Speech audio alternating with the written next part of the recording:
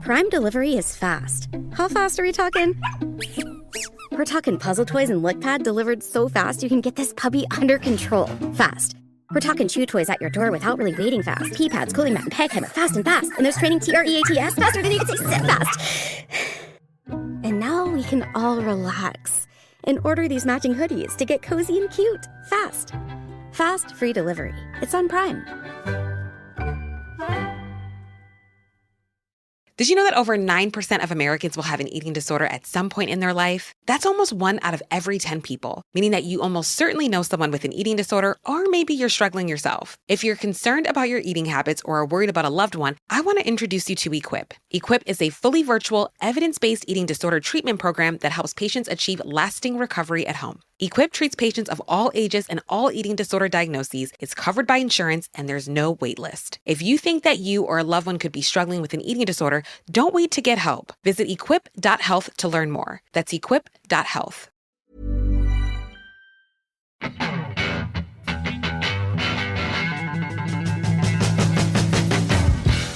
Welcome to the Neurodivergent Experience podcast, a podcast where we share the lived experiences of neurodivergent people to help create a better understanding for our community. Join us every week as we bring you honest, raw, and inspiring conversations with specialists, advocates, and individuals who know exactly what it's like to live the neurodivergent experience. I'm Jordan James, a neurodivergent specialist, father of neurodivergent children, husband to a neurodivergent wife, and author of The Autistic Experience, and I'm joined by my best friend. I'm Simon Scott. I'm an autistic ADHD broadcaster, actor, and advocate. Join us as we journey into unraveling the neurodivergent experience.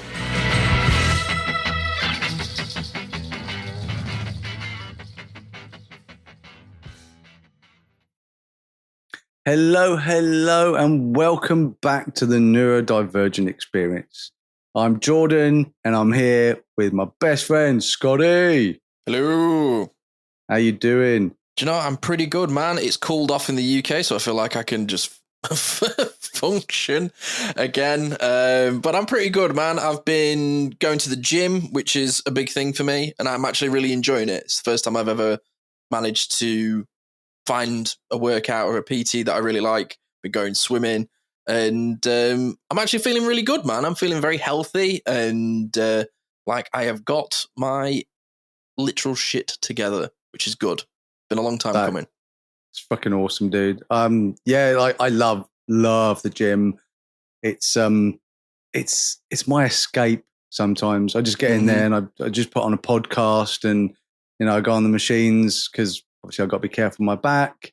And so my whole gym thing is just sort of mental health, but also back management, which also ties into my mental health, because if my back's really bad, then my mental health is going to deteriorate, because it would just be one more thing added onto the many, many things that cause me problems in my brain every day. Yeah. Telling me. So yeah, I mean, I've had a good week. I've been having the CBD gummies. I got some CBD oil, which is in a break glass in case of meltdown emergency, because it's quick release. Yeah. So I haven't actually tried it yet, but it's quick release. It's a little drop, goes straight under your tongue, and apparently it's meant to bring down your anxiety pretty quickly. And yeah, so like to be honest, I'm willing to try anything in order to sort of manage my episodes as they were. But to be honest, I haven't even come close to a big meltdown for quite some time. And just my mental health in general has been really, really good. Mostly because of I had another session with Ashley. So a lot of it is because of Ashley. A lot of it's because of just looking after myself and taking care of me, so then I can take care of others, which is something I've always struggled with. I've always struggled with putting myself first. Yeah, you can't be a carer if you can't care for yourself, man. And yeah, we've talked about it before. Yeah, absolutely. It's so important. And what you were just mentioning there about like exercise and stuff, I feel like I've put so much work in counselling and having sessions with Ashley, and also like just trying to rework my diet, making better choices and things. And the one thing that I've never really gotten right is my sort of like exercise journey life. I've gone through periods of being really fit. I've gone through periods of being really unfit. I've always been a bit of a yo-yo weight sort of person. And obviously exercising, stretching, moving regularly, my body feels great. You know, I'm not getting pain. I've not got stiffness. My back's softening up. Tech neck that I feel like I've had for a really long time is loosening up. But I actually just feel good. You know, I wake up in the morning and there is something to be said about looking in the mirror and not beating the shit out of yourself and just feeling active and like some of the mental health benefits. I was on a machine the other day listening to a podcast and I had like this real disassociative clarity that I've not felt in a long time. It was just me and the machine and this podcast that I was listening to. And it's like the world just disappeared for 45 minutes. And it really helped regulate me. Like I came out of the gym and was like, I'm actually really happy. Like the sun's shining, the birds are chirping, life is good. Like that's just sort of how I felt coming out of it. And I've been actively seeking this feeling. And I'm trying not to, because this is just my disposition. I'm trying not to beat myself up of going, why didn't I do this sooner? But I'm just really glad that I'm doing it. Don't regret the past as long as you're looking to the future, man, because that's where it's at. You can't do anything about that whatsoever. So yeah, that's kind of why I really wanted to do, or we really wanted to do this particular episode. So you mentioned to me a couple of weeks ago that Angela from the Autistic Culture podcast said that what's unique and really great about our podcast is it's more of a men's mental health podcast, which I'd not thought of before. I'll be honest. To be honest, we just kind of talk. We talk, and I have noticed this with my page, and it's like, how did it get so popular when I wasn't trying, and I don't know how to make a social media page popular. I have no idea. I just posted. That's all I ever did. Authenticity, man. I said my words, I said my feelings, I did videos about my mental health, about, my past, and I just talked openly. I didn't think that was anything unique. I didn't think anything of it. I've always been quite open, but I just had a bigger audience, and that alongside my photography just spoke volumes to people, because my photography was a huge part of my mental health improving.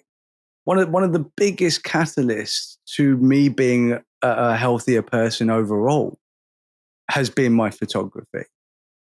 And my page as well, because it was an outlet for me to share my feelings, and then I'd get feedback from everybody, nice people. We ignore the bad. We ignore those ones. It was helping.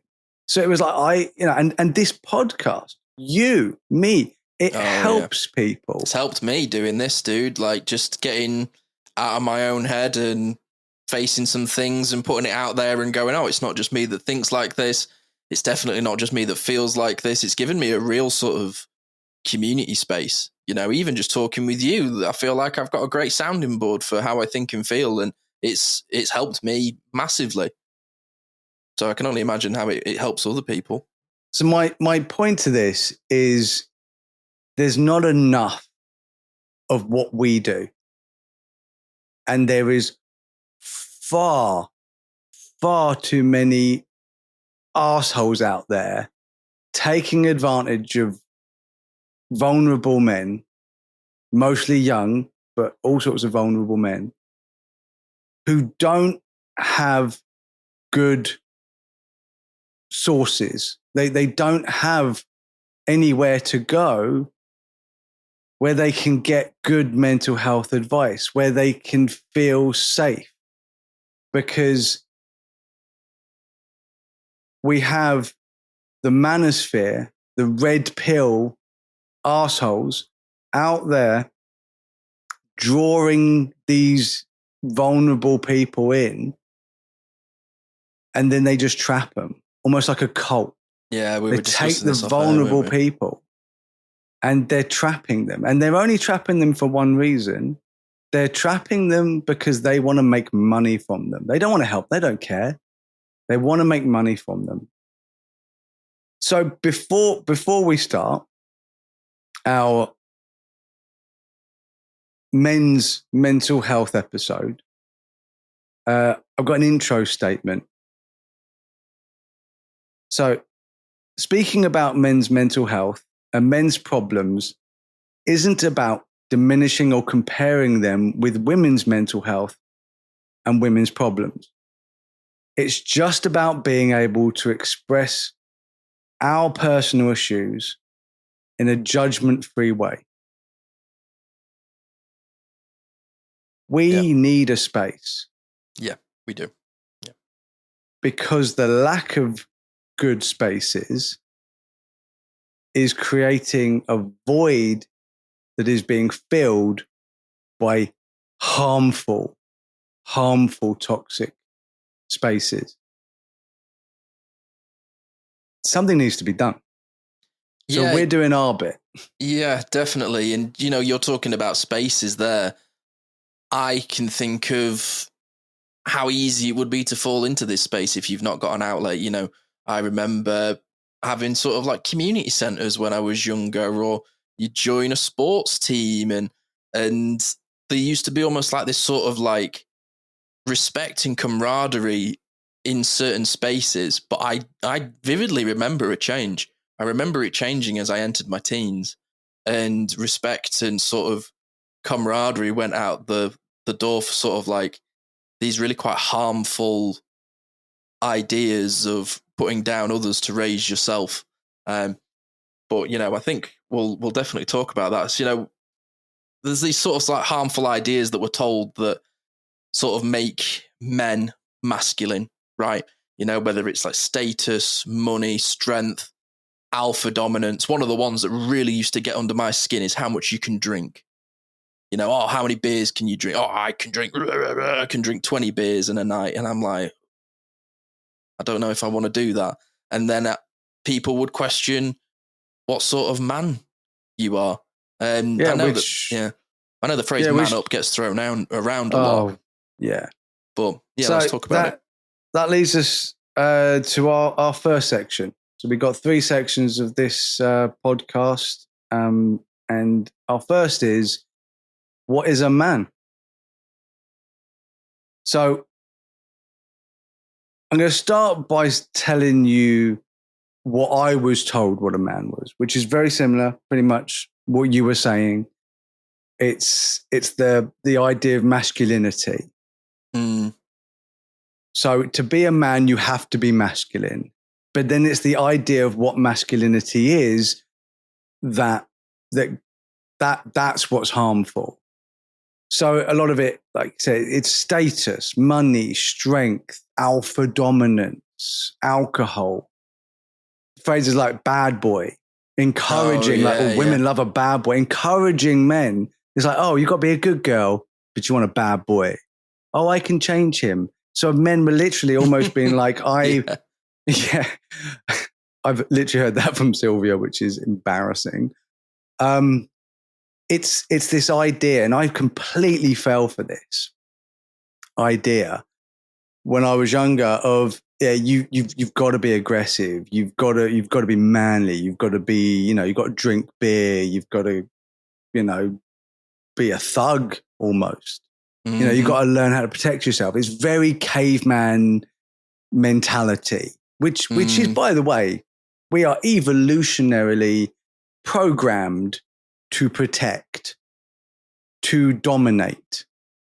That is literally, we are apes. Fight over the resource, fight over females. It's in our it's in our code, isn't it? It's in our DNA. We are apes, right? So that's evolutionarily in our code. But we also are thinkers. Like and society has its own DNA. It has its own way of evolving. So society has evolved, and most men don't seem to be catching up. So we, and especially being neurodivergent, where a lot of those natural behaviors that we find as we adult aren't natural to us because of the synaptic pruning, the lack of synaptic pruning. So we still have that infant baby brain that I've spoken about. And it's so much, especially for neurodivergent men, so much of what we do and how we understand how to be an adult, how to be a man, is from learned behavior, mimicking. Oh, absolutely, yeah. We are so vulnerable to it. And I didn't have a great dad. I was brought up in the 90s. So I was born in the 80s, very, very young in the 80s. But my teenage years, my very easily influenced, I'm listening to people, how should I treat women? How should I, how do I get a girlfriend? How do I, protect myself? Remembering I was severely bullied and I always felt vulnerable in that way. And it was literally be a bad boy, be aggressive. Punch first. Yeah. I get it. It's that beat your chest. Ooh, beat your chest. Big old ape that I am. That's evolution, but that's not that's genetic. That's not societal evolution. Society changes. And in the 90s, there was so much going on that was trying to change men's mindsets in the 90s through a lot of TV that I would watch about, what it is to be a man. And it's one particular example I can give you is King of the Hill. So I bring this up because there's a new series coming out. We've started rewatching the old one because we love King of the Hill. And there's lots of programs like this, like the Disney's dinosaur puppet show, like Not the Mama. Not the mama. yeah. God, what a flashback that was. Dude, go back and watch that. I recommend it. It's so interesting and so informative and so forward-thinking. Forward-thinking. Well, the that 90s nowadays had its moments, didn't it? Where nowadays you would call it woke. You would call it woke. I mean, if you know what woke is, you'd call it woke. It was positive in a really positive way. But yeah, Hank Hill is this idea of this obviously traumatized man who is so in himself and it always shows like flashbacks of his dad just smashing him down, calling him weak, calling him pathetic. Homer Simpson has that sort of relationship with his dad, right? Oh yeah. It is so common, which is why Mike Judge was so in tune to the ideas of like, how do we show this to people? How do we get that message out there that men who appear to be chauvinistic, shitty, idiots. I'm not saying they're not. I'm just saying that a lot that a lot of people who are like that, that's not who they really are.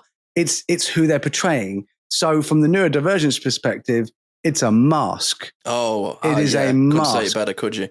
And the worst thing about this mask is the fact that everybody, let's say you've got a big group of guys, especially when we're young, you're teenagers, everyone's trying to be like, yo, whatever, mate. Yeah. I mean, I literally changed from basketball to football just to fit in with the guys. I literally talked about football just to fit in with the guys. Yeah, lost wrestling and golf for these exact reasons. Exactly, because you need to fit in, you need to be part of it. And, you don't want to show weakness. All of this is like prison rules. The feeling of being out of it is so much more scary or dangerous than being in it. So bad. But we're in a room and you're wearing that mask.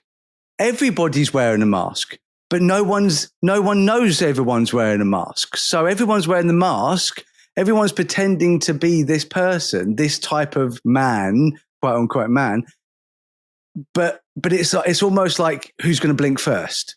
Oh, yeah, absolutely. And all I can think of is in the mask. That's correct, Wendy. We all wear masks, metaphorically speaking. Metaphorically speaking. Metaphorically speaking. Could not be more accurate. Yeah. So you've got this whole Hank Hill character, and his progression of like in most episodes, where you can see the cracks in his armor appear, and you can start seeing the man that you know is really there, the kind, gentle, caring, still masculine, still wanting to provide, still wanting to be the head of the family. That's just built in to us as young men, and it's a really hard mindset to change at the core of it. So I have found as I got older, because I watched these programs, and I've mentioned it before, like Uncle Phil. Oh, dude, I was going to say one of my favorite moments of TV growing up is where Will's crying about his dad and the hug, man. It's that hug. What that hug bit of writing that was one of the greatest moments of TV for me to go, oh, so it's okay to cry. And this very dominant, very manly, very rich, very powerful dad figure just hugs him. And even now speaking about it, I get emotional because my dad didn't. I wouldn't talk to my dad about feelings and problems. I wouldn't even talk to my older brother. My older brother, my relationship with him is let's go to the cinema, let's play video games, let's go off-roading in his Land Rover. He was very, very stereotypically man. Oh, dude, I've lost friends for being too deep. That's what I get told. You're too deep. Oh, you're too deep. And I've realized how many friendships I've lost because I'm too open. And it's not because of me. It's because of I'm making people face things that they just don't even want to recognize or even consider exist, let alone face. And yeah, man, I totally agree. And so much of what you're saying reflects the environments that I grew up in. My dad was an Uncle Phil. He's been successful and he's worked really hard at life, but he's still been soft. He's never like got a hold of me and gone, boys don't do that. He's never been that sort of person. But my grandfather was. And the men that he was around were, and the men that we all played golf with when I was a junior, and the dads of the kids that I used to play football with. I mean, my God, there used to be a couple of lads that I used to play football with when I was like 10, 11 or 12. They'd literally tell their dads to fuck off on the pitch. And I'd be like, wow, like just sort of the I used to tell my dad to fuck off all the time. Once I got a teenage, he was shit scared of me. Yeah, I've never really been like that at all. I can honestly say that. He made me very aggressive, mate. He made me very aggressive. But that's what I mean is because I've never really been an aggressive person. I've always backed off. It's like I've never like been somebody that's like, oh, I'll start a fight, I'll end a fight. I've always been just no one wins in a fight. Just don't get in them. And the amount of times I've walked away from people hitting me and I've just gone, no, I'm not doing it. I'm not giving in, and just kind of walked off. And it's been really hard, man. I feel like I've put a target on my back doing things like that. But so much of what you're saying is true. When I think of the men that I grew up around, most of them, it's like they all play this game. It's this weird, like one-up-ish sort of game of, rather than have a conversation with you, they'll just pick out a flaw and just make a joke out of it. And then everyone makes a joke out of it. And then they'll go, right, well, it's my turn now. You've got to take the piss out of me. Mob mentality. Why can't we just all have these sorts of like conversations? There's a lad who I talk about football with regularly. Great guy. But as soon as his argument falls apart, it gets personal. And I'm like, why have you got, what's it got to do with me? We're talking about this or we're talking about that. And more so, I remember sitting around dinner tables with men in my family and friends of families and things like that. Some of the shit that they used to come out with, dude. And I'd be there going, that doesn't reflect your actions. That doesn't reflect who you are as people. Like, I always used to remember being around my grandfather's friends, and they always used to have this sort of mentality of, if I was in the trenches with you, I'd go over first. No, I'd go over first, or you wouldn't go. You're a line up. Guys, none of you have ever fought in a war. Yeah, it always used to baffle me. Well, that's the alpha dominance, isn't it? It's that need to be the alpha. Like I said, it's DNA. We are apes, man. That's what we are. It's in our DNA.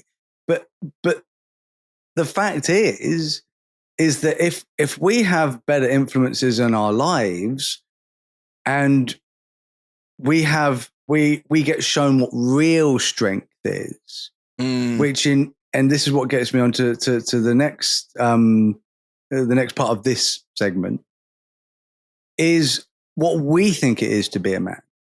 So it's like now, like I said, when I was younger, it very, very different. Like man. That, big, beat the chest.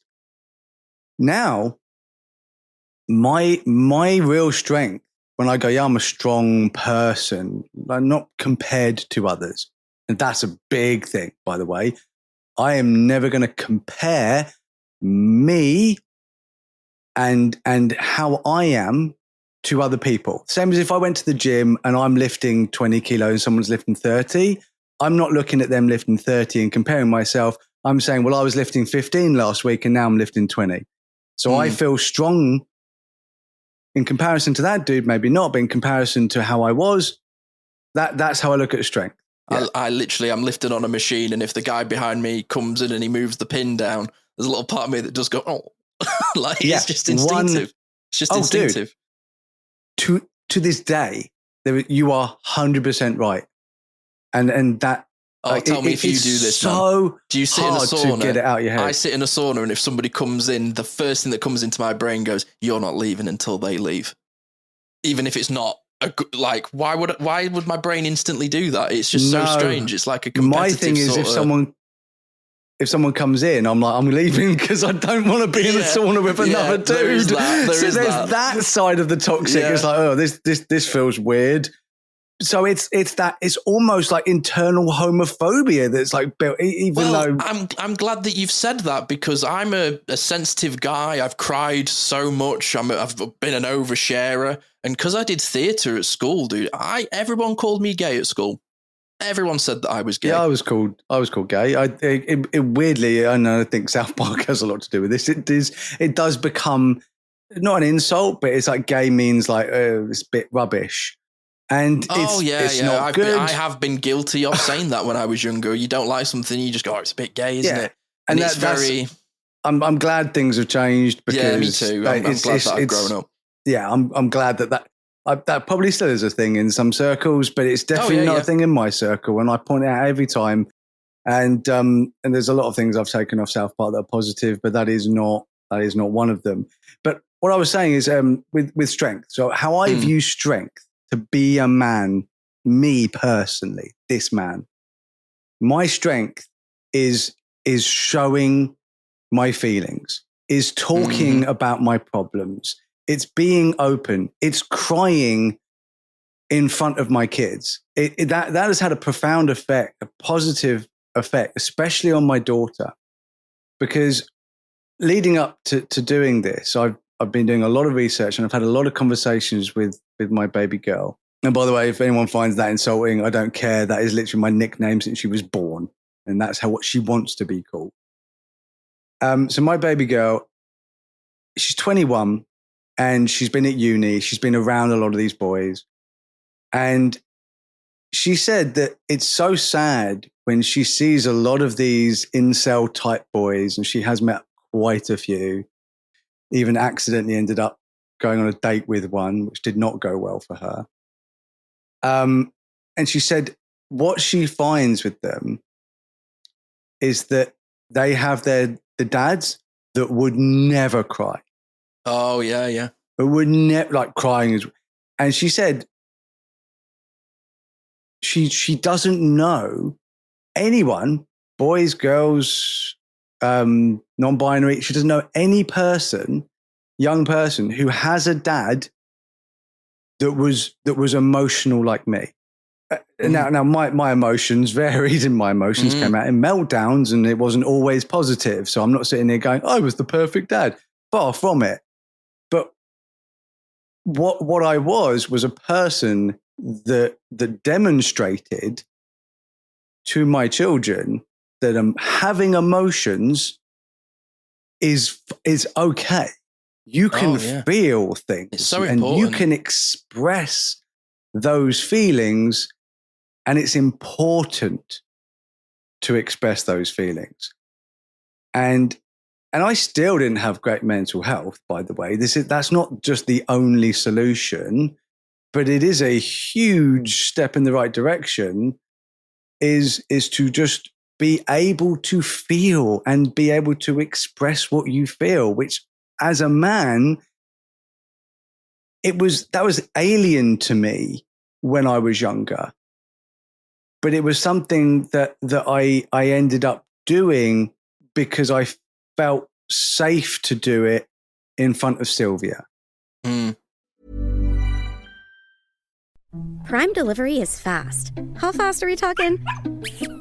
We're talking puzzle toys and lickpad delivered so fast you can get this puppy under control fast. We're talking chew toys at your door without really waiting fast. Pee pads, cooling mat, and peg timer fast and fast. And there's training TREATS faster than you can say sit fast. And now we can all relax and order these matching hoodies to get cozy and cute fast. Fast free delivery. It's on Prime.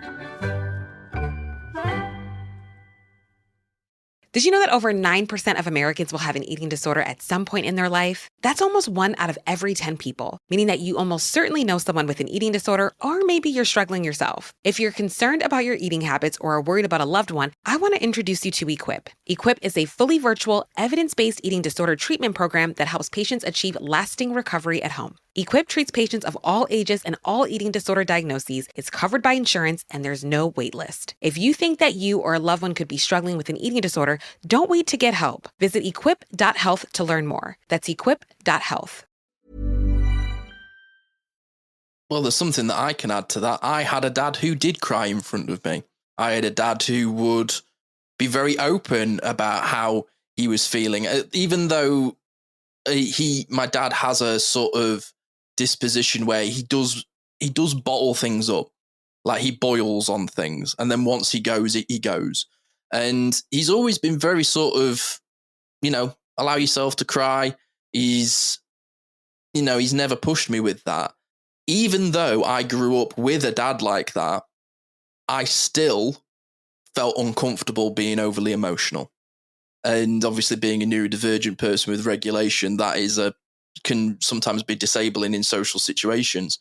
But I've had it before where I've been broken up with somebody, and I've been really upset about it. And I've had friends go, why are you being upset about it? And rather than go, well, this is how I've been raised, this is how I think I should be, I don't care what other people think, I questioned myself. I doubted myself, going, why am I getting so upset about this? Other people don't get upset about it. I need to not do this. And I got to a point where I wouldn't talk about how I was feeling. And it made everything in my life so much worse because I switched off and just internalized so much stuff. And that's even with growing up with a dad who was open about expressing himself and wanted me to express himself. And my parents were so shocked when I had a really bad period of mental health. Even though I talked to them about it, they couldn't quite comprehend how bad it was because I wasn't letting them know. I was just holding it in. And then once it got to a point where intervention needed to happen, because that's where I was at, it was so extreme because there was so much work that I now needed to do. And I surrounded myself with, in certain spaces, I mean, I used to work in sport, and I've had times where I've been in a really high pressure situation and something crazy happened, and all I've wanted to do is burst into tears. And I have sat there, dude, and suffered and really held it in and gone, don't you dare cry. Don't you dare let this out. Don't you show them any weakness. Don't you dare. Don't you dare. That spins around my head. Dude, and I became my own bully. I became that voice that was like, men don't do this. Men don't do that. That's why nobody likes you. That's why nobody wants you, because you're like this. And then you build really unnatural, unauthentic relationships because you surround yourself by people that also adhere to this. And you know, I could see it, man. I could sit opposite somebody and I could see somebody really struggling. I remember there was this guy that I worked with whose dad died. And I tried to talk to him about it and he went, oh, no, I ain't talking about that. I was like, mate, it's okay. We're at work together. We can talk about it. It's more, you're more than, if you ever want to talk to me about it, you're welcome to. And he's like, nah, mate, I ain't ever talking about it. And I worried for him. Yeah, no, I've had that exact thing. I have a friend whose father passed away recently, and he didn't want to talk to me about it. And I never take that sort of personally. No, me neither. I just worry. I look at alexithymia. You know, I know that he's not somebody that's particularly good at talking about his feelings anyway because of that. And then it's like, well, maybe he's just not ready. Maybe one day we're out. And if you're listening to this, you know you are, and I love you, dude. And if you ever want to talk, you just start talking, and you know I will always listen. And one day when we're out, maybe he'll just start talking.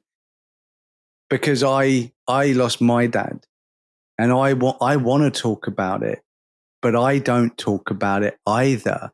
And I'm somebody that talks about loads of things. And I get upset. I cry. I used to, and this is what I was talking to Sophie about the other day. I used to cry in my 20s.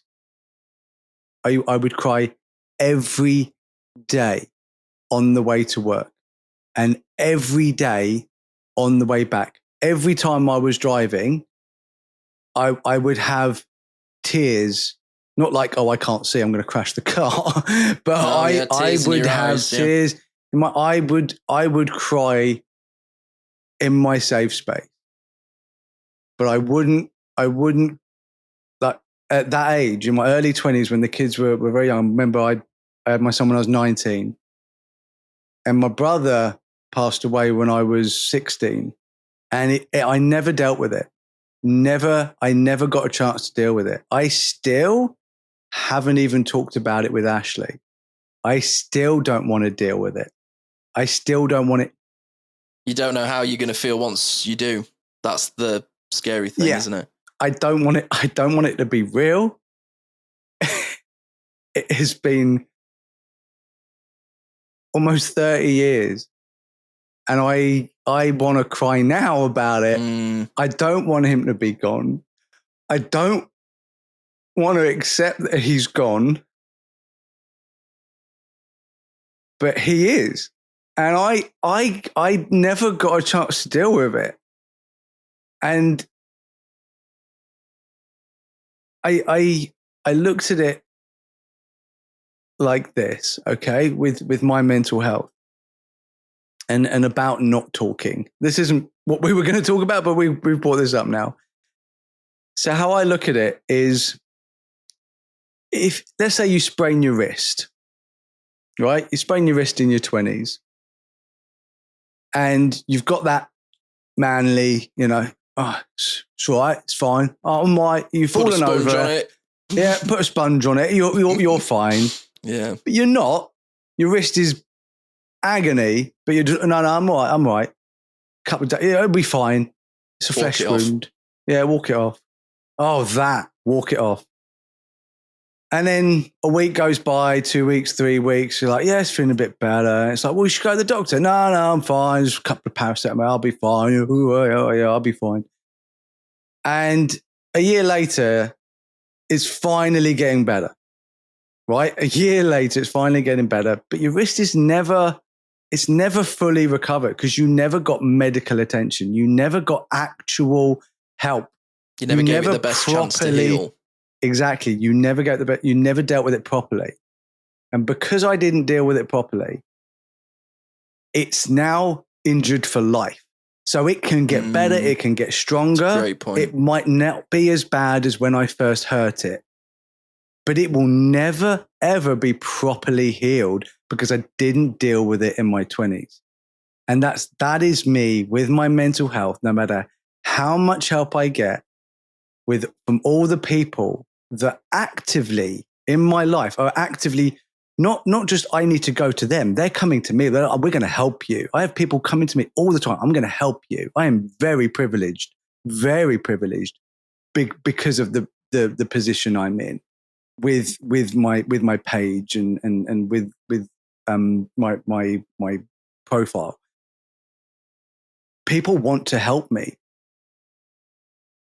That never happened. Like there wasn't a thing. And it's like, oh, it's not too late, but I will never be as well mentally as I would have been had I been able to deal with it in my 20s. Mm. But makes sense. Very idea of going and getting help, in quotes, was insane. Like, dude. Don't worry. I'll deal with it. I'll sort it out. I'll fix myself. If you go to therapy, then you're admitting that there's something wrong. You in Ali G terms, you're a pussy hole. Oh God, yeah, dude, that was one Jesus of the Christ. First feelings I ever felt. Like, I remember going to therapy for the first time and being like, "Wow, look at how much is wrong with you that you're at this point." And that's why I was there, because that was the feedback loop that I was giving myself. Which, by the way, in itself is incredibly misogynistic and sexist. Yeah. That particular word, it's awful. You like just the language that was used, like misogynistic what's the word, swear words to describe women's genitals as a negative thing. And I'm like, whoa, why are the worst words to describe weakness and patheticness and terribleness associated with body parts of women? Like, that integrally was built into me from a young age, integrally built into women as well, by the way. Oh yeah. But, yeah. You know, yeah. But again, we need to stay on the subject.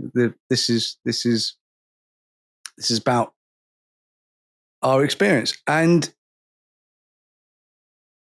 by the way, anyone listening, this is going to be a long one, so strap yourselves in. Might be a two-parter potentially.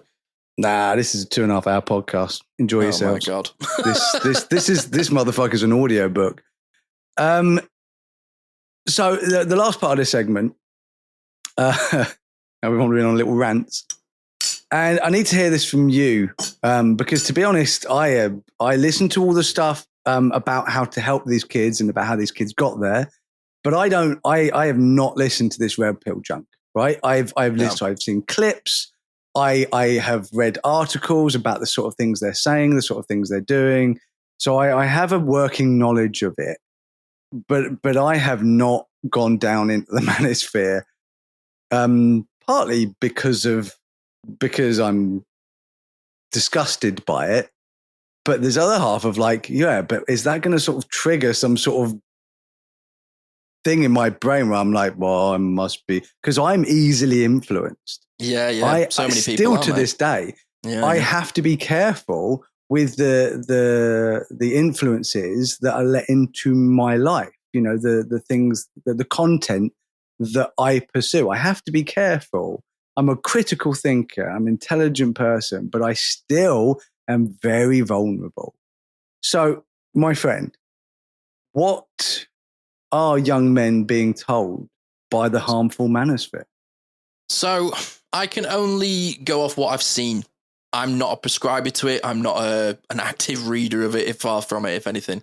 But I am in the media space. I do work in media. And one of the main things that you have to do, in my opinion, if you want to be a good broadcaster, is you have to listen and to read a little bit of everything. You know, you have to understand what you do and don't like to sort of see where you stand, right? And so much of the podcast media sphere revolves around Joe Rogan.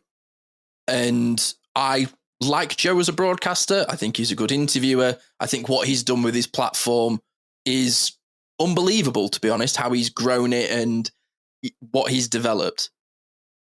But so much of the media now revolves around his show. More people watch Joe Rogan's podcast than most things combined. Like, it's not even like, oh, CNN's here and Rogan's a few thousand. It's like you get CNN, Fox News, the BBC, freaking, ESPN. You put them all together and it's not even you're still scrolling on the same page before you even get to like Rogan's influence of views. That's crazy. It's baffling. He's the most watched media person in the world. Yeah, I've never actually watched one of his podcasts. All I've seen is like, when I've got caught, scrolling, is occasionally like something will pop up. To prove a point of how people believe one of the reasons as to why Kamala Harris didn't win the election is because she didn't do an appearance on Joe Rogan. Yeah, no, I heard that. That is some of the narrative that people are putting out there. This is the sort of influence that we're talking about. Well, I heard the main problem, and obviously you're going to talk about it in a second. Is it's not necessarily his platform; it's what he's using the platform for, and in order to get more traction on that platform, because he's a businessman and he wants money, absolutely. and that's most of it. What it is he will put people in his podcast who are harmful. He will give a voice, being the most popular podcaster, he will give a voice that's harmful, which in himself makes him harmful. Because he's got such a huge platform, anybody that he puts on there is extremely, extremely elevated. Like, I know of through people, not necessarily personally, but I used to work in the same sort of office as a guy called Francis Foster. And he has a podcast that's called Triggered. He actually asked me if I would produce it, and I said it's not for me. And he went on Rogan, and his audience multiplied by 4,000. And now he's a very, very rich man.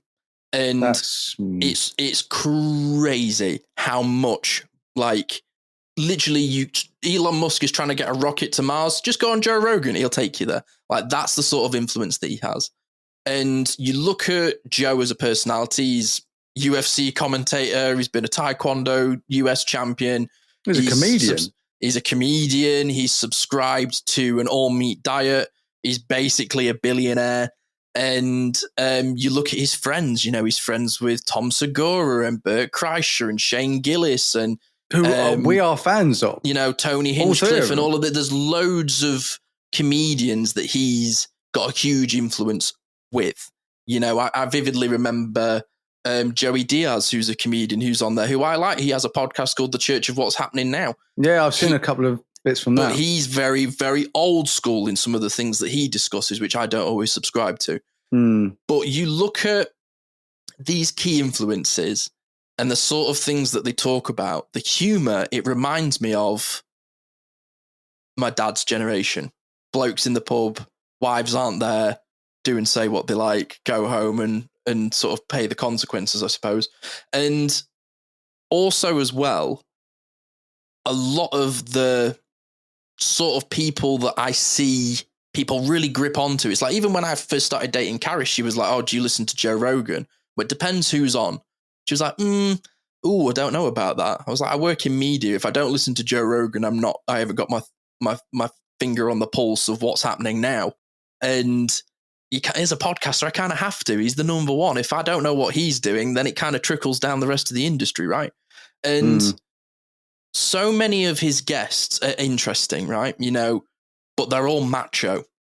They're Navy SEALs, they're archaeologists, it's outspoken nutritionists or political figures.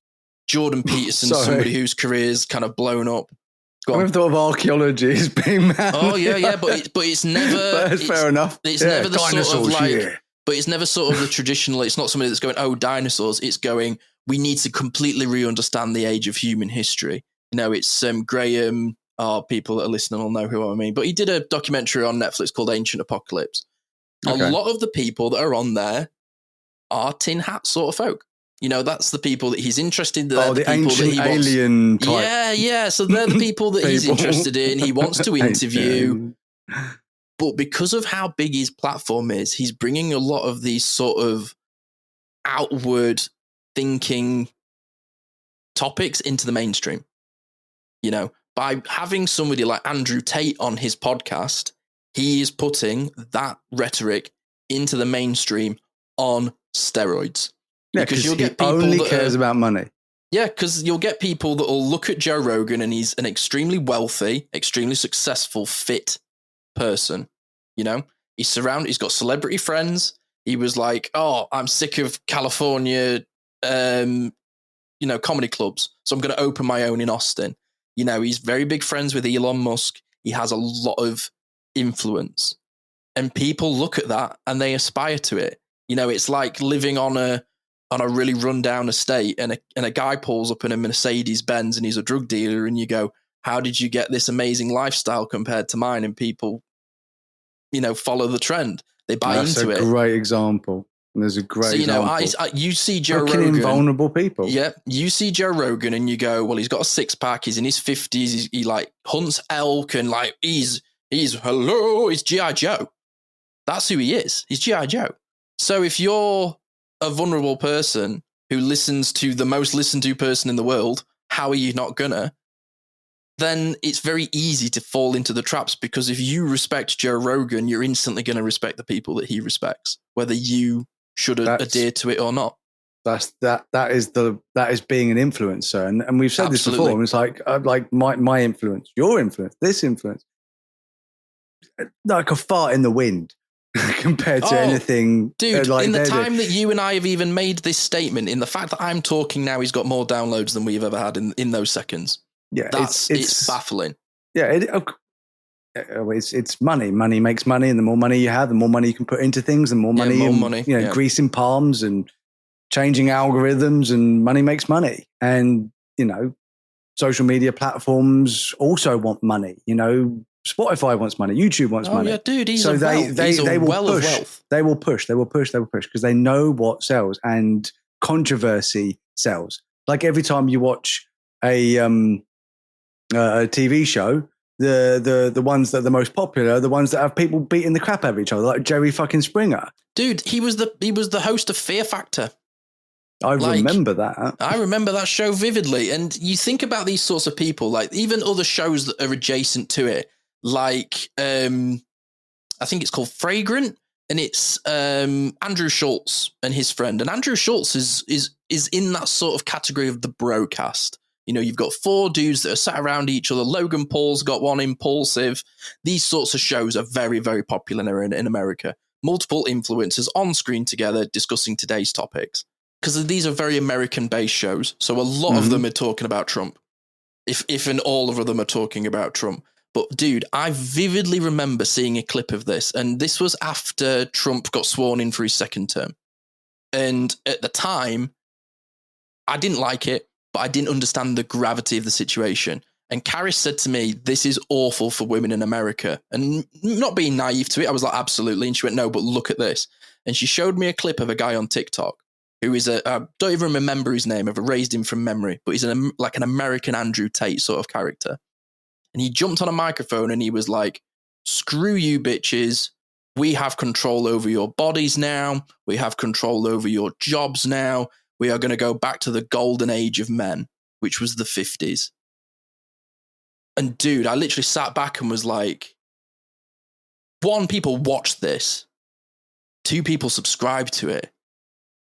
And so many of these broadcasts are talking about, like, I make the joke often with like friends that I work in the podcast world where somebody goes, oh, I've got a great idea for a podcast. And you go, oh, two white men bitching about the wives in an echoey bathroom. Never heard that before.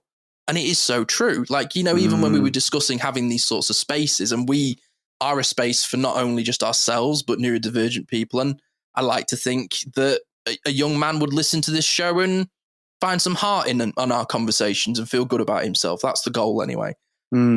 But what amazes me about a lot of these sort of like broadcasts is the humor's dark.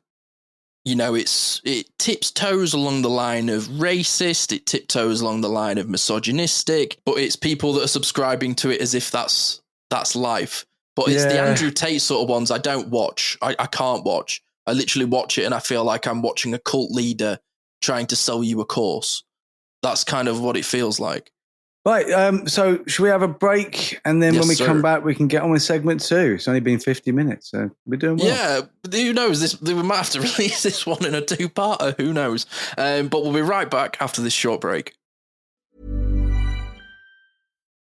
Prime delivery is fast. How fast are we talking? We're talking puzzle toys and lickpad delivered so fast you can get this puppy under control fast. We're talking chew toys at your door without really waiting fast. Pee pads, cooling mat, and peg hammer fast and fast. And there's training TREATS faster than you can say sit fast. And now we can all relax and order these matching hoodies to get cozy and cute fast. Fast free delivery. It's on Prime.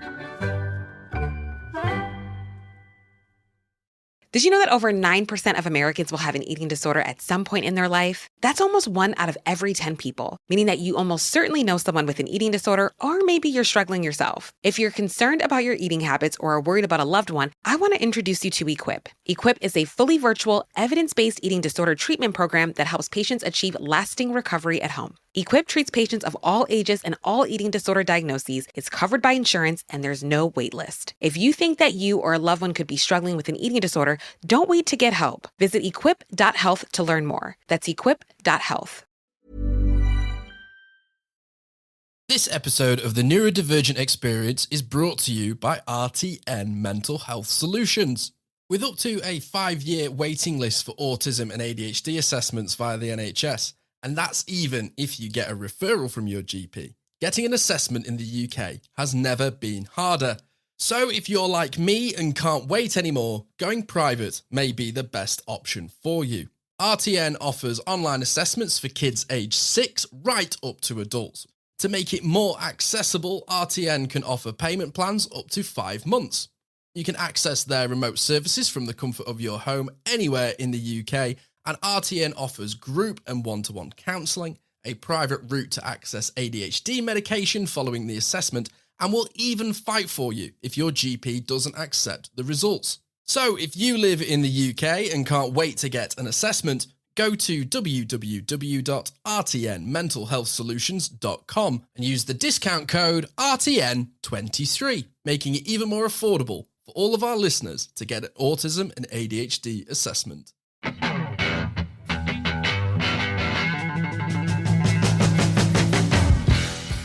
Welcome back to the Neurodivergent Experience. I'm Simon Scott, and as always, I am with Jordan James. And today is a mental health episode, a men's mental health episode. We've been discussing quite a few things in segment 1. It's definitely been a longer one, so thank you if you're still with us. So as we enter segment 2, Jordan, what are we talking about next? Well, I want to talk about where men are mentally now, and how do we get here? Because it's a very different world than I grew up in, and it's weird because I was looking at this shift in men's the idea of what it is to be a man, like we were discussing in segment 1. And like I said, in the 90s, growing up in the 90s, I felt like it was actually getting better. Like there were positive influences out there, mainstream, incredibly popular.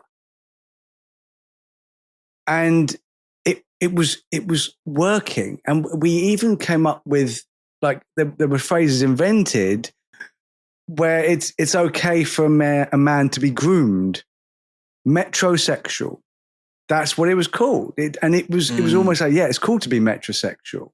It's cool to wear pink. Pink was coming back. Elvis rode a pink car. This is the queer eye for the straight guy sort of movement, isn't it? Yeah, man. It was like, it's okay to let your flamboyant side out. It's okay. It's men like, can wear pink. Yeah, God men forbid. can wear pink and they can put on products and they can look after their skin and they can shave a clean line and look sexy and it kind of went in a weird direction for me, where I'll talk about that in a second, but it was positive. It was bringing the societal femininity out of men that they were so ashamed to talk about or ashamed to release. So we were going in the right direction in the 90s. It was looking good. So in the 2000s, 2010, something's changed. Because when I started using social media, which by the way wasn't until 2019, I was a little bit behind. I just wasn't interested. Late bloomer, weren't you? Oh, I wasn't interested. I didn't give a crap what people were doing. Not, to be honest. I didn't care what people were doing and what people had for breakfast or lunch or dinner. I didn't give a shit. That's what I thought social media was for. Was, oh, look, what are my pancakes? Twitches, yeah. I didn't care. Yeah.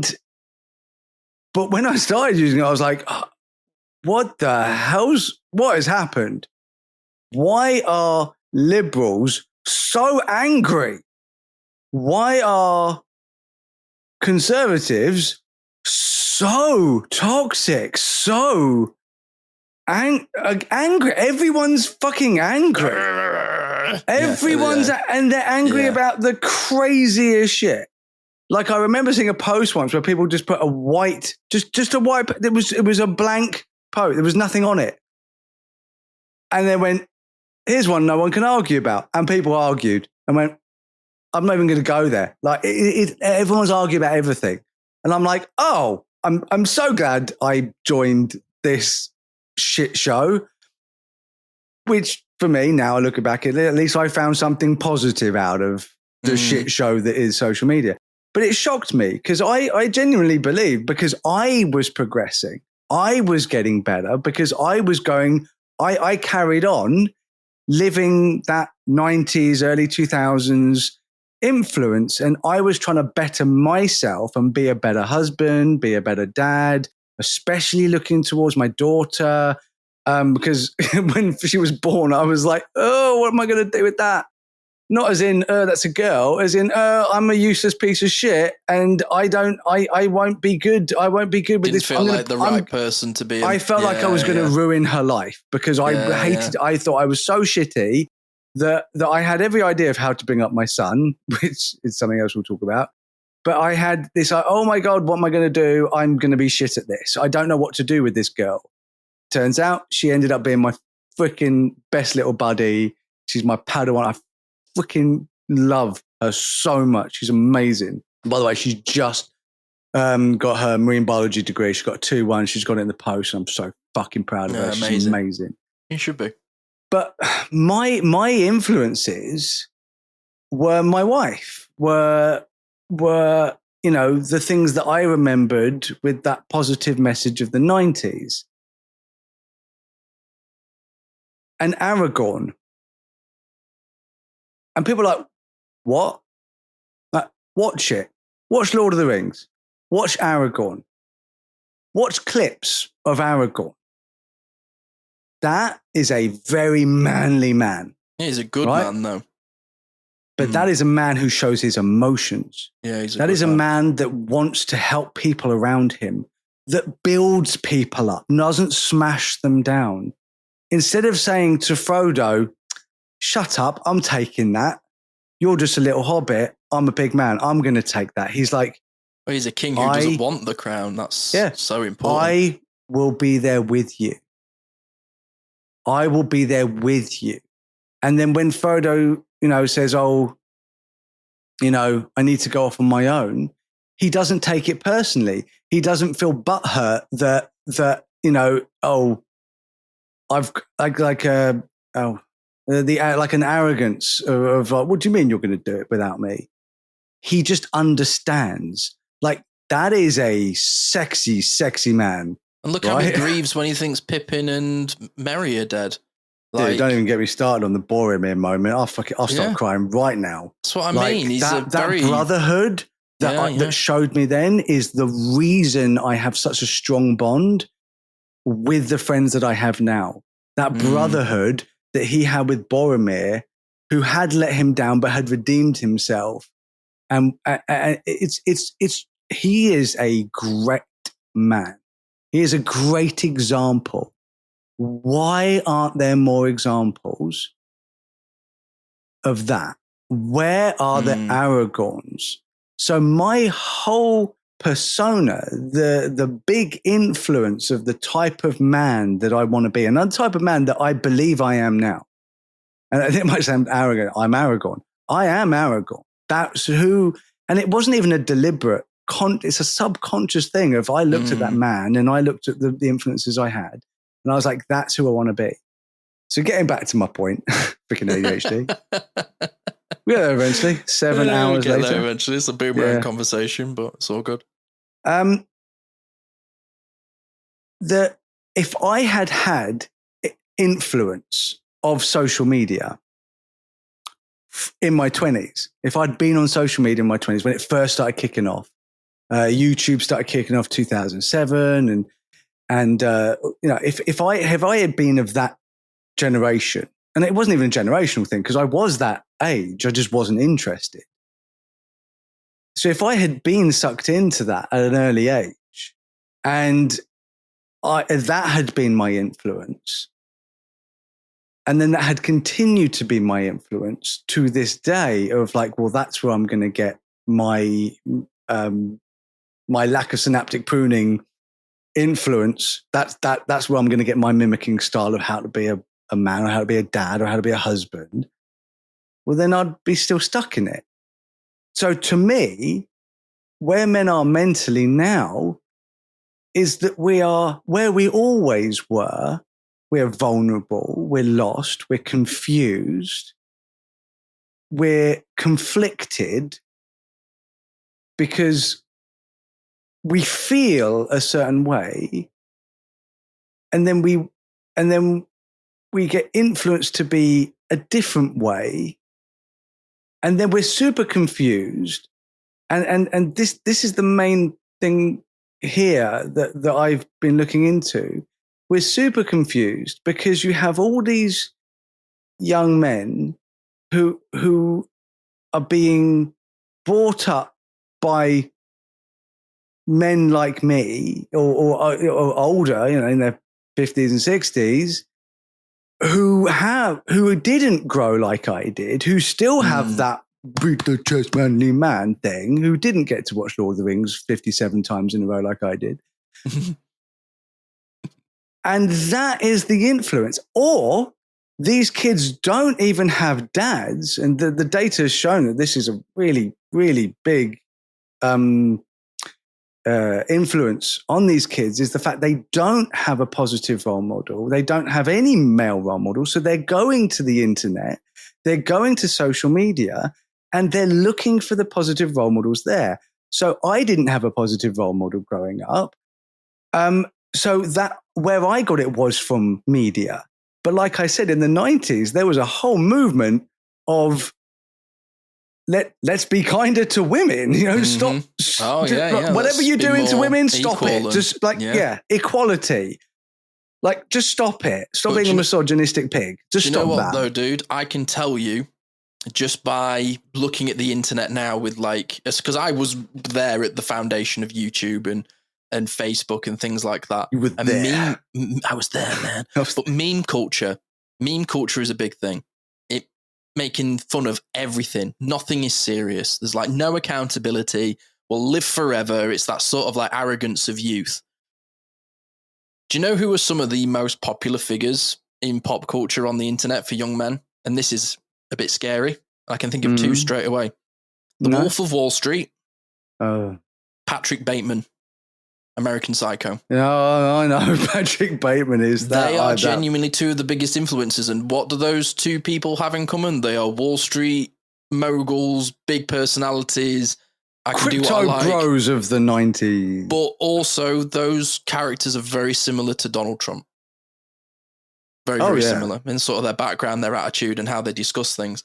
But it was interesting, actually. I had this conversation with Karis, and I was saying, about male influences and stuff like that. And she says, one of the most difficult things I've had to deal with, in dating, is dating young men who have what she calls, quote unquote, boy mums. My son would never do that. My son's absolutely perfect. He would never do that to a girl or anything like that. We were literally discussing with our friends. A friend of ours had a boyfriend who beat her up, and his sister was like, my brother would never do that. But he did. But my brother would never do that. My son would never do that. And there's no accountability. And you then look at these sorts of characters that are online, like Patrick Bateman, the Wolf of Wall Street, James Bond to an extent. You know, characters that are James like that. Bond for sure. But do you know who it makes me think of, dude? These sorts of young men. This is such an autistic conversation. It reminds me of Anakin Skywalker. So much power. So much power. The chosen one. You will bring balance. He's too old to train. You know, all of these sorts of things. But look how he was corrupted.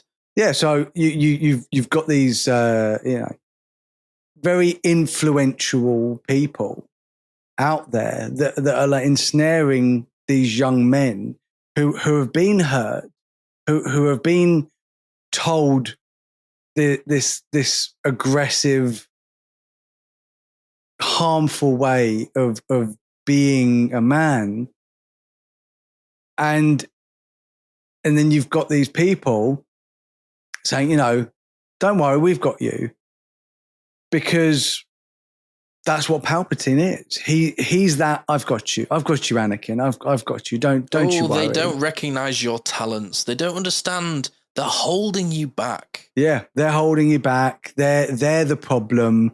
You're not the problem. I'm not the problem. Join me. We'll rewrite the rules together. Yeah, they're the problem. Yeah. And as much as I don't want to say it, this is what the research, this is what the data is saying, is that the Jedi, and please be kind to me, because the Jedi are wonderful and I love them very, very much. The Jedi is women in this space. And it's not the Jedi's fault, and it's not women's fault. Women are gaining momentum. They're gaining agency. They're gaining independence. They're gaining equity, aren't they? They're gaining equity, and it's brilliant. It's brilliant. Like it's a wonderful thing, especially when I look at my daughter and I look at everything that she's going to achieve, and that she's going to have more opportunities to achieve, and that she's already achieved because of that shift. That it still isn't even big enough. Which is like a whole nother issue. It still isn't even big enough. There needs to be more work done to bring equality to women. And the problem with this, and I've noticed this within certain movies and TV shows, is that the idea of bringing women up, right, rising women to where they should be, is that there seem that, and this isn't the majority, this is a minority, but this minority seems to have a very loud voice because of social media. Outspoken, yeah. That there's a minority of people who are rising women up, whose idea of rising women up is by smashing men down on their way up. So as they rise, they smash. So it's almost like kicking the ladder after you've climbed. And that's not equality. That's not being equal any more than the fact that they say, oh, women want to be equal, then it should be okay to punch them in the face because women can punch men in the face. It's like, well, that's not equal. It's mental how people take that rhetoric. That's not equality. Just go crazy, isn't it? Because men are naturally stronger than so an average man is naturally stronger than an average woman. So yeah, like no one should be punching anyone, but the idea of like, oh, a woman can take a punch if a man can take, that's equality. No, that's not equality. That's abuse. And it's an excuse for an extreme behavior. But then it goes the opposite way round. And I saw this in TV shows and I've seen this in movies of these strong female characters. Is that the idea is that they show that these are strong female characters by humiliating and demasculating the male characters. And She-Hulk is a huge She-Hulk is a perfect example of this, in my opinion. And it's not that we shouldn't have She-Hulk. It's not that we shouldn't have powerful women in movies and TV shows. because we absolutely should. If you go back and look at all the movies that have made over the last 20 years, the most popular ones are always with men. It's very, very few where you have a leading female character. And that needs to change, and it's changing, but it shouldn't be changing by smashing men down on their way, because the whole point of having positive role models is that you should have positive role models for everyone. That's why diversity, inclusion, equity, that's why it exists. So there's an equal amount of women, there's an equal amount of minorities within a form of entertainment. So everybody gets to be represented, or everybody gets someone to look up to. So it's like my daughter can look to Eowyn, the strong Rohirrim character who literally kicks ass at the end of Lord of the Rings. I can't be killed by no man, says the Witch King of Agbar, and she says, I am no man. Yeah, badass. And she is so badass. Yeah, awesome. And it's so cool. And she is one of my favorite female characters. I've literally got a pop character behind me of her. It's so awesome. And it's like, but she's not the star of the show because it's written by a book. But it's like, why we have her as the star of a TV show, or someone like that? So where we've got to is that these guys, these young men and middle-aged men who are being sucked into this manosphere, are basically, it's because they feel that they are being pushed away. And it's not about whether that's true or not, because the real world and the online world, although, they connect in certain ways, are very bloody different. I mean, if they weren't, most people would get fired for the things that they say on the internet. There'll be shootings in the street. Beating the crap out of. Yeah, absolutely. There would be anarchy in the streets if Facebook or Instagram or Twitter was real. There would be like people outside my house right now chucking bricks at each could you other. imagine if you weren't allowed to have anonymous profiles online? Exactly. Like you had your bank details and your house details. Imagine you put a comment on somebody's page and your address is tied to it. Like people would behave so differently. Exactly.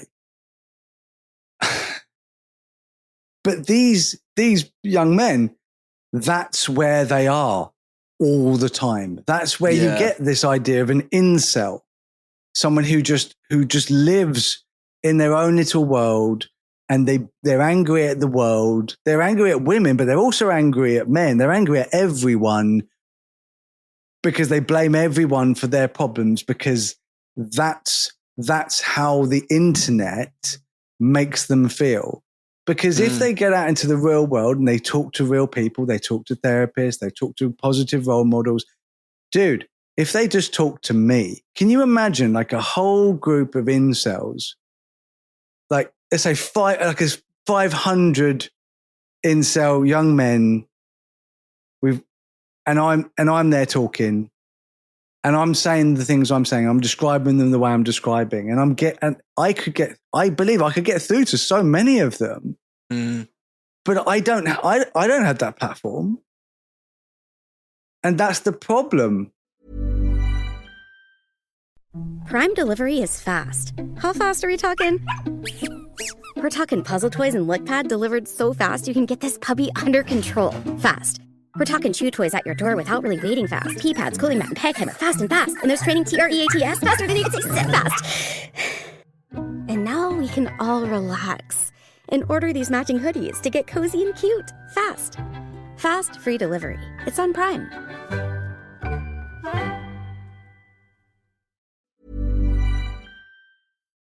Yeah. And you remind me of, when you were what you were just discussing about this sort of men feel like they're being pushed out of the conversation. It instantly made me think of multiple YouTubers that I've seen where I've seen the rhetoric change and I've gone, oh, that's not cool. Like there used to be a guy that I used to follow on YouTube called Star Wars Theory. And he'd basically just talk about Star Wars, big geek, would break down like characters and stories and legend stories and books and stuff. And it taught me more about Star Wars than just the films. He does not like the Disney stuff at all. He's lost a lot of his followers over the sort of rhetoric of the Disney stuff. And he watched The Acolyte and absolutely panned it. Was like, I refuse to watch this bullshit. They don't get Star Wars. They don't get this. They don't get that. Stop getting women to write for Star Wars that don't like Star Wars. And I've seen other people with that sort of rhetoric as well. But then he would watch Andor and would shit on it regardless. It's like his brand has become the aggravator because he's like, oh, fucking Kathleen Kennedy.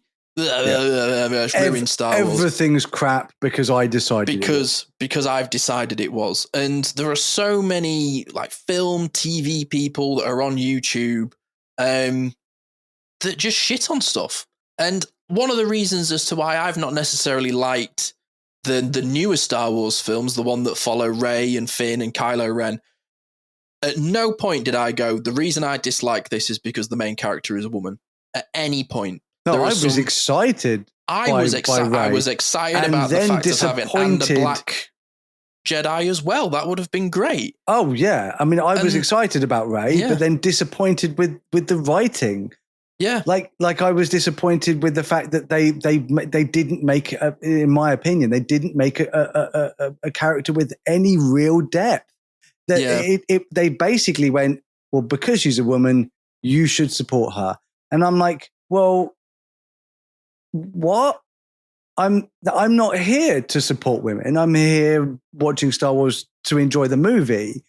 I think it's brilliant. The first time I ever heard that it was going to be a female protagonist, I was like, yeah, I was flipping awesome. I think that's great. I was like, what a cool thing. It's like, oh, we could basically have Princess Leia, but Princess Leia's a Jedi. And like that was my thinking, because Princess Leia could have been a Jedi because her dad is freaking Anakin, but it was bad. Like in my opinion, the writing is bad, the movies are bad, and it's nothing to do with this. That. This is a female, therefore we don't support her. That's not the case. If anything, it's more of the opposite. Yeah, but it's like, but you still got you've still got to put good writing, because I have the same problem I have with female characters with no depth or no arc is exactly the same when you have a male character who's got no depth and no arc. It's nothing to do with gender and nothing to do with sex. It has everything to do with the writing. If the writing is good, it is good. And we're just going to get to movie thing, but Fallout. Oh my God! Fallout is so good. Show. What a brilliantly written show! Like just so bloody good. And like, Jonathan Nolan has also written Westworld as well, which is littered with brilliant female characters. Brilliant. Great show. And I'm currently watching Yellowstone, which has got Beth Dutton in it, and she's a wild character, dude. I don't know if you've seen the show. Oh no, I've seen it. She is very interesting and very, very cool. But what a fascinating character to follow the story of. So much depth, and like it doesn't even reveal why she is the way she is until a few seasons later. And then when you look back at her behavior, you go, totally makes sense. Absolutely, her actions fit her character. But even then, you look at the show Yellowstone and like John Dutton's character and stuff, and people would go, that's a man's man right there. Manly men. Manly men. If you're going to fight on this ranch, you fight me. You know, that sort of Rip character, and just gets it done, doesn't say a lot, speaks, his actions speak louder than his words. And that's, a lot of people would watch Yellowstone and go, well, Beth's crazy, but Rip's cool, even though their actions mirror each other. Oh yeah. But the perception of women is always going to be skewed by societal bias. So, with of the fear of turning this into a movie episode, it could always happen at any time. But we that's have media interests. That so many people consume, though. So many people learn from life because they're impressionable from movies. And that's the point I'm making. So you've got movies which, like I said, for me, were incredibly influential, but we had positive role models. But for me as a man, not enough for women. There was not enough representation. There should have been more. But, you know, for me as a man, there was positive role models, positive representation. And now there isn't as much.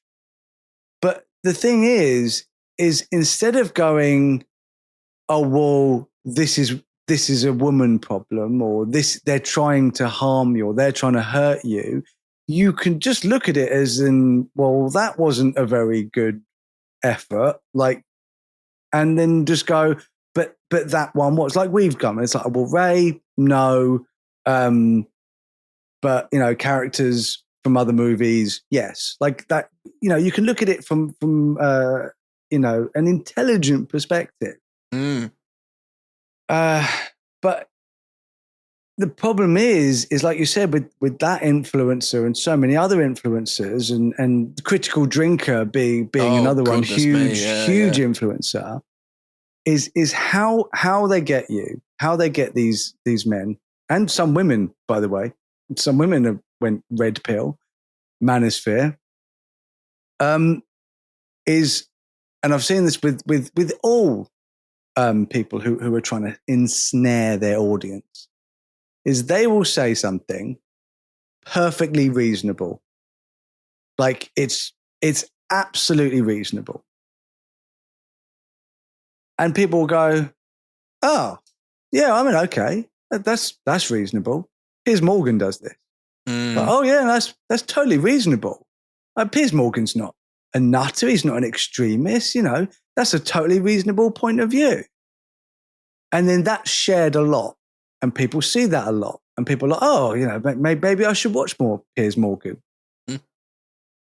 And then because every now and again he'll say something that you agree with, then he slips in all the stuff you shouldn't be agreeing with. Well, if you agree with me on this, perhaps you agree with me on that. Mm-hmm.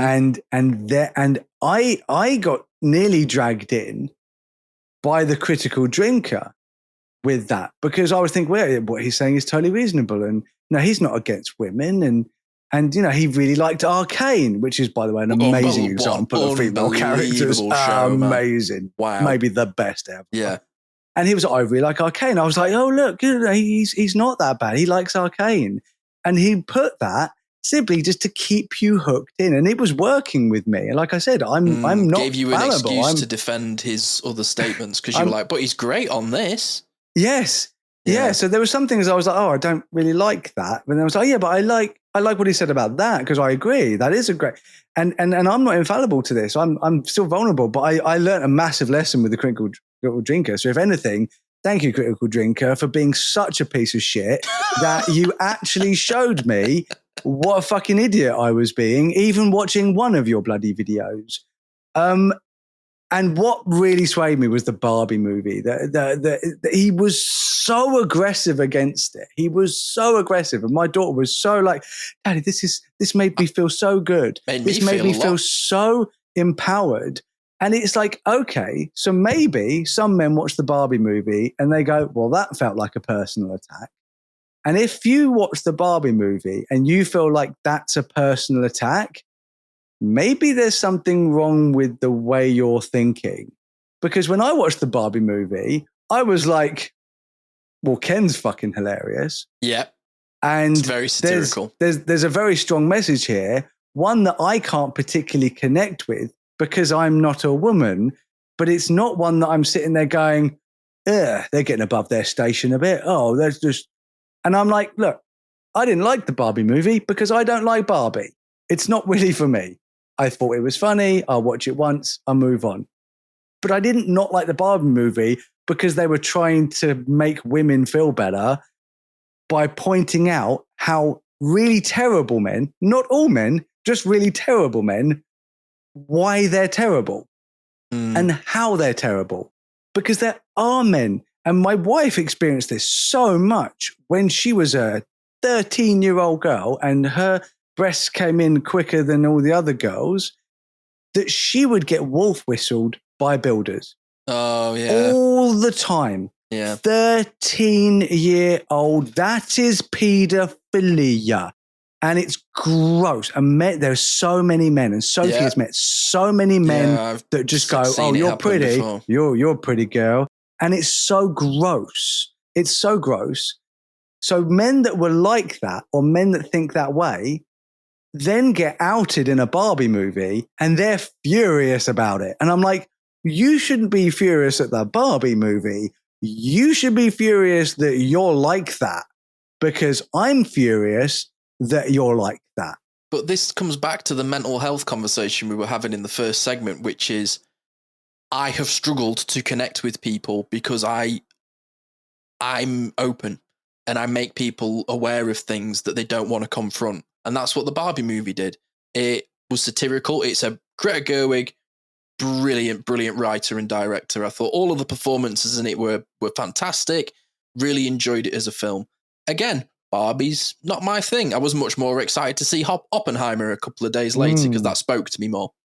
But bombs and explosions. But even then, Emily Blunt plays an incredible role in that film as well. Oh, hell Unbelievable performance. So I was sat in Barbie and it made me emotional at the end. It's a beautifully made film and it really tugged at my heartstrings. But I saw how it made my partner Caris, who I was sat watching, feel. And I was like, this movie is for me, but it's not for me. It's, I like it. It's a great movie, but it's not written for me. It's not written to affect me or empower me in a way that it's written for a female audience member. And that's what I like about movies, is it gives you an opportunity to feel something you weren't always expecting, which is why I'm so disappointed when movies don't get me. But it did that thing of it held a mirror up to an audience member. And good art is reactive. It makes you think about something. It makes you feel something. And people don't like a mirror being held up to them at all. Oh, no. They don't like facing it when they're not expecting it. And there will have been parents of little girls in the Barbie movie that will be better parents after watching it because of that accessibility that it created for thinking, I think. But I understand why people were like, oh, this shit's on men. But there are so many movies that I grew up watching where the women are just accessories. They're just things. It's literally that example that there's not enough positive influences in most men's lives. So if you take me, so I'm watching Critical Drinker for all my shame that I feel, and I'm on his Barbie movie review, and I'm watching it, and I'm doing that thing. Well, yeah, and he's made a good point there. No, I don't agree with that, but that's a good point. Like, even within one video, he's doing this. And I had made up my mind about the Barbie movie because of things he was saying, because I was sucked into this idea that, no, it's totally reasonable. This is why you need to listen to more than one review. Got to open yourself up. Which is why I listen to my daughter. And my daughter's so passionate about it. She loves it so much. And I'm going to listen to my daughter 100% of the time over anyone on social media. So if anyone on social media has told me something and I'm like, oh, I'll go, Sophie or Simon, because both of them are brilliant. What do you think of this thing? Because I realize and I accept how naive I am when it comes to being influenced by social media because I didn't grow up on it. And my kids know what's going on. Sophie doesn't even use social media. She does a Facebook like me. She has her own page, but that's pretty much it. So she got away from social media because she realized how toxic it was and how harmful social media in general was, especially Instagram when she was younger and about her body image. And still gets me now. That's me. Yeah, exactly. And she and I didn't know what was going on, and she had the intelligence to realize this is bad for me, and she made the decision to come off it herself. And so because of how smart she is, because of how she sees the bad side of it, I'll listen to her all the time. And she told me about the Barbie movie. And then I completely saw it differently, because I will always be influenced by my daughter more than anyone on social media.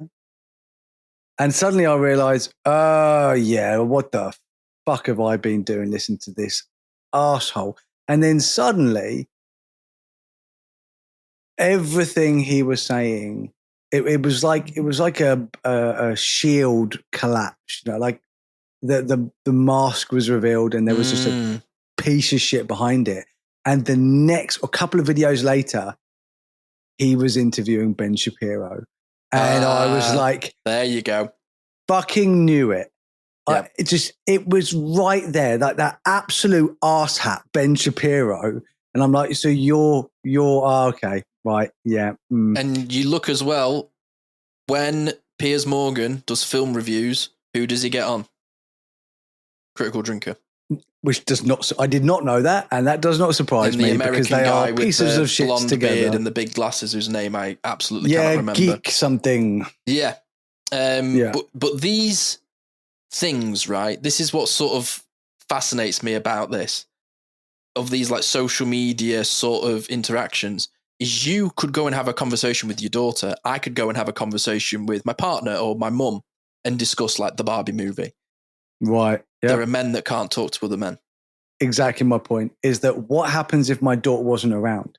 Yeah. Because my you drink the Kool-Aid, Sylvia, yeah, because Sylvia doesn't know about social media. She doesn't see the harmful side of it. She doesn't. I won't talk to Sylvia about the Barbie movie and these things. We have different interests. We talk about different things.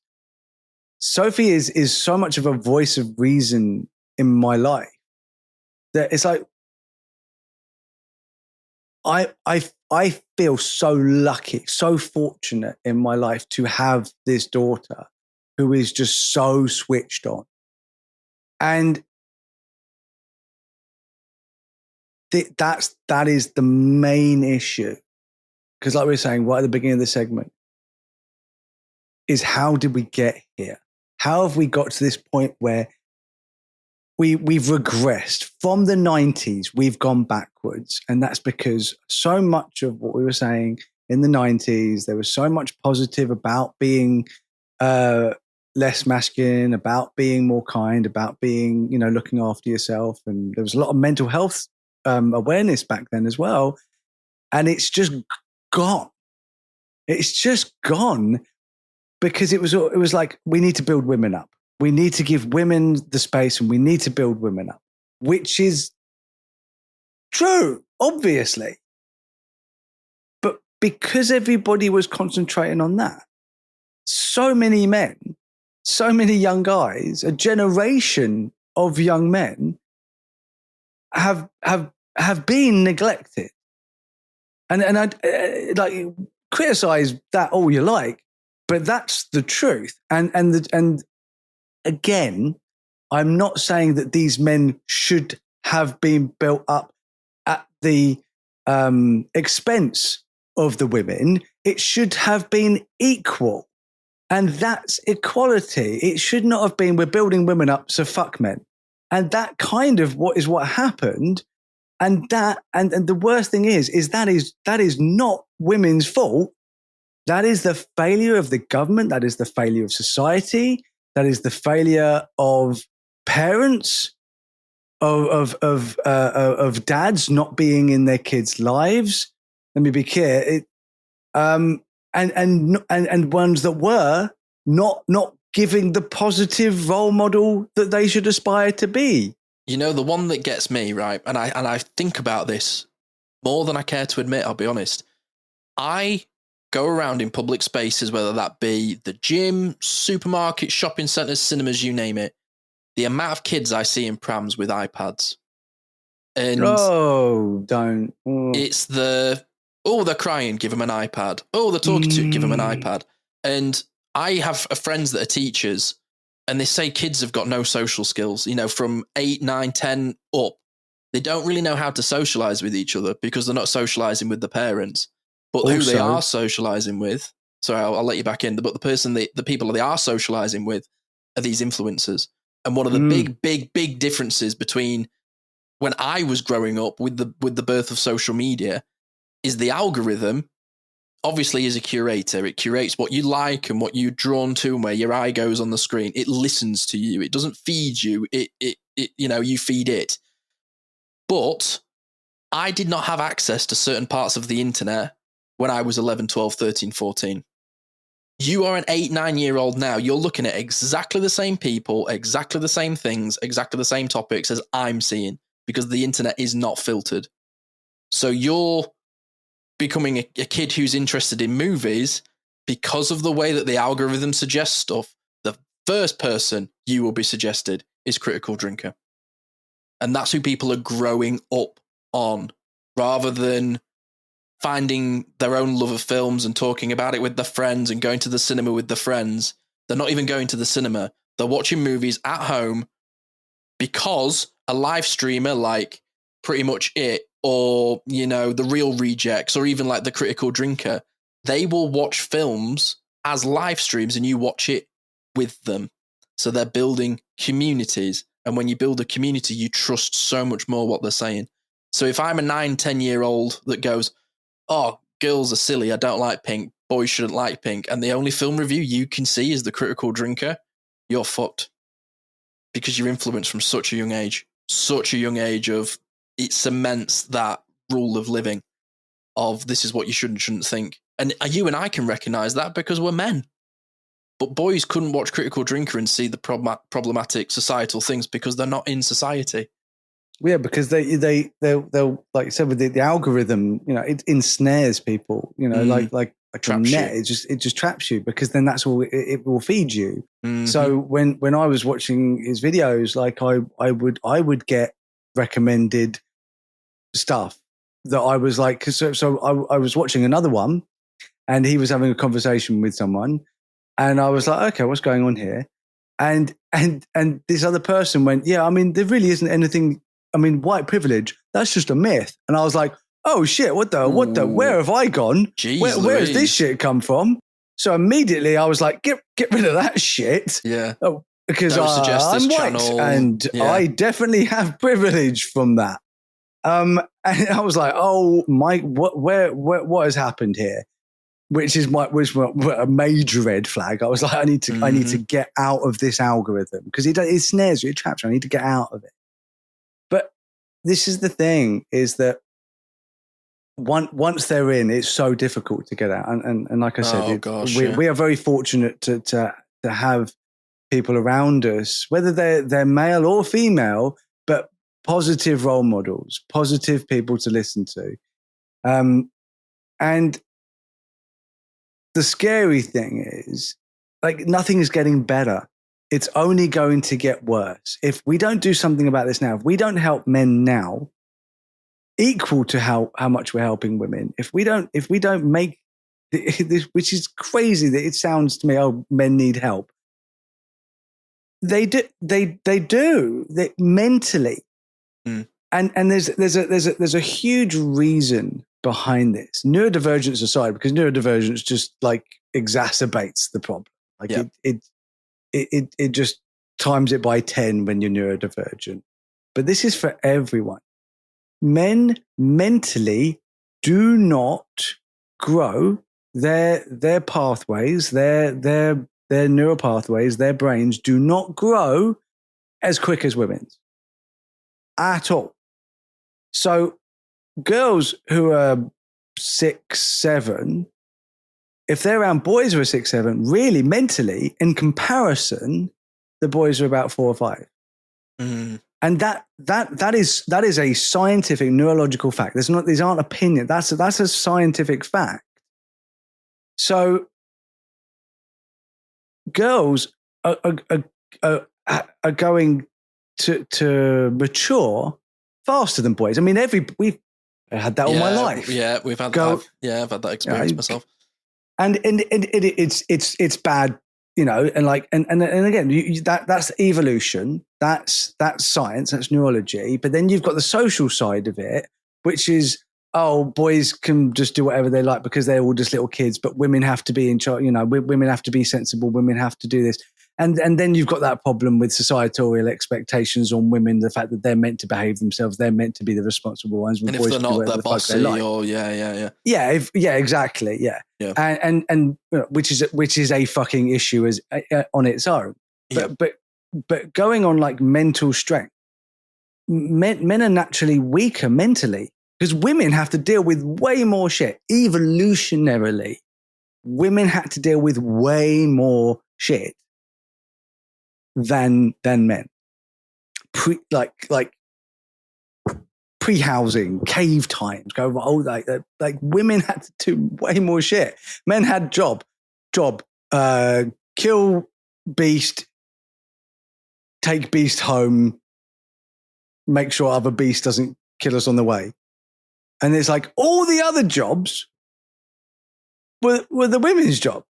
All the other jobs. So they were like, I guess I got to do this shit. So their minds became so much more resilient. Where men mentally are weaker. This is a generalization. This is overall. This is through all the studies, right? So men are mentally weaker. So I'm not saying we should help men more, but by forgetting that men are mentally weaker and they need help, this is where we've got. So one of the best phrases that I heard when I was researching for this episode was that Andrew Tate is not the cause of the problem. Andrew Tate is the symptom. The cause is these boys aren't getting enough attention from positive influence. So because of that, they fall into this web of emotional manipulation. And I don't like talking about it, but I have to. Is suicide rates. Yes. Yeah. So I watched another thing where someone was speaking to one of these young men who had been sucked into this. And he said, can you tell me like what first drew you to this type of material? What first got you hooked? And he said, well, I was feeling suicidal. I was feeling neglected. I was depressed. I didn't know what to do. I didn't know where to go. And there was no help for me. He said, they wouldn't help. They don't care. So this guy's like, well, who are they? And he went, the government. And he goes, well, no, the government care. He said, no, they don't. He said, and he sent him a link to the government, British government website that talks about suicide rates. And like I said, this is according to this video, that it represents all different types of minorities that suffer, suicide because of how we're treated, which we've talked about neurodivergent people having that exact problem. But it doesn't talk about men. So it doesn't say this amount of men died because of suicide because they're men. It doesn't represent men when it comes to suicide. So that data exists, but that data is almost, it's not public. It's not, it's public, but it's not like in your face. Like, here we go. We should be talking about this. And that's the thing, is that's a hook. That's a bit of bait to get you in, is that Tate and other arseholes like him are going, the suicide rates for men are so high. We care. Come over here. Mm-hmm. Palpatine says, I care. Palpatine says, I'll look after you. You've got so much more potential. Yeah. You're better than this. You don't deserve this. Yeah. And he's not wrong with what he's saying. That's what's so enticing, because somebody should be saying, I've got you. I understand that you also have mental health issues, that you also feel underappreciated, and that being a man, you are expected to immediately feel privileged. And you are expected to understand your privilege when no one actually explains the privilege, by the way. I've noticed that if you don't use it as well, is a lot of the rhetoric that you see. I've had it so much where people do you understand your privilege? And I didn't when you first did that. I do now because I learned it, because somebody actually took the time to explain it to me. Whereas most people were talking about my privilege, were literally just shouting at me and having a go at me and insulting me and putting me down and telling me, oh, you can't talk about that, but it's not your space. And I'll be like, what? I don't know why you're being like this, because you're not explaining it, because you're just telling me off. You're not actually giving me a chance to change, which is the main problem with the internet in general. Everyone's throwing bricks, but no, none of the bricks have a nice message on. And we will talk about it here, that the suicide rates, according to the research, is 3 out of 4 suicides in this country are men. And that's quite a known statistic as well. It's mind-blowing. Yeah, it's like, you tell me that and I just go, yeah, I know. And there doesn't really seem to be, I mean, blimey, I've been there. I can talk about it from experience. There. Yeah, I could not be here. You could not be here. Oh yeah, there is there's a timeline where a certain butterfly got stepped on and I'm not here. Like that's the small margins of it. The closing door moment. Yeah, absolutely. So we can talk about this. We get to talk about this because we've lived it. But I tell you what, dude, through this. We are survivors. The shame that I felt talking about it for the first couple of years, the absolute shame. I was like, how could I have let myself get to this point? Look at everything that I've got going on in my life, and yet I still feel like this. You must be weak then, you must be, obviously. Oh, dude, that is the one thing that really sort of stuck with me, was the weakness. You're weak, you're weak, you're weak, you're weak. And, even though I had good people around me, but at the time I didn't. I was living in London on my own. I was in a really harmful relationship. Was just not with the right person for me. And they made it very clear that I was not right for them. I had a partner at the time that constantly told me to man up and be better and be harder and be tougher and make more and do more. And at the time I was on the cusp of burnout and was working in a really high pressure job. And the main issue in that sort of relationship that I had is the girl that I was with wanted the finished article, and I was 21. I wasn't the finished article. I'm not the finished article now. And the sort of some of the conversations that we had, dude, used to make me feel horrific. Used to make me feel so small. And then at that age, you make mistakes and you fail. That's how you grow. But I didn't know that at the time. I was like, if you're not first, you're last. If you don't get this right, you're done. And, being an actor, being a media person, you go into a lot of auditions, go to a lot of interviews, you get a fuck ton of no's, dude. No.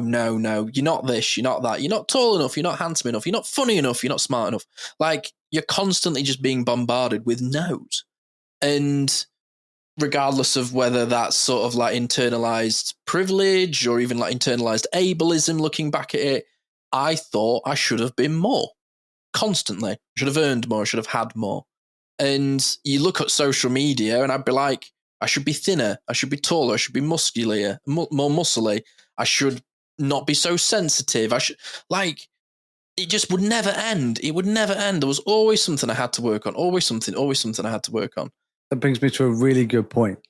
Is when you talk about body image, and I think we're going to end the segment and here is when you talk about body image, body dysmorphia is a huge problem with men. Oh, Yeah, yeah. Of course it's a problem with women. It's a big issue for me. Of course it's a problem with women. But like I said at the beginning, talking about men is not diminishing the problems of women. But it is a problem for men. It was a massive problem with me. And I will admit on air right now, I had liposuction. I had fat on my sides, on my hips. Very feminine shape, as it were. And I'd gained a lot of weight and I'd lost a lot of weight.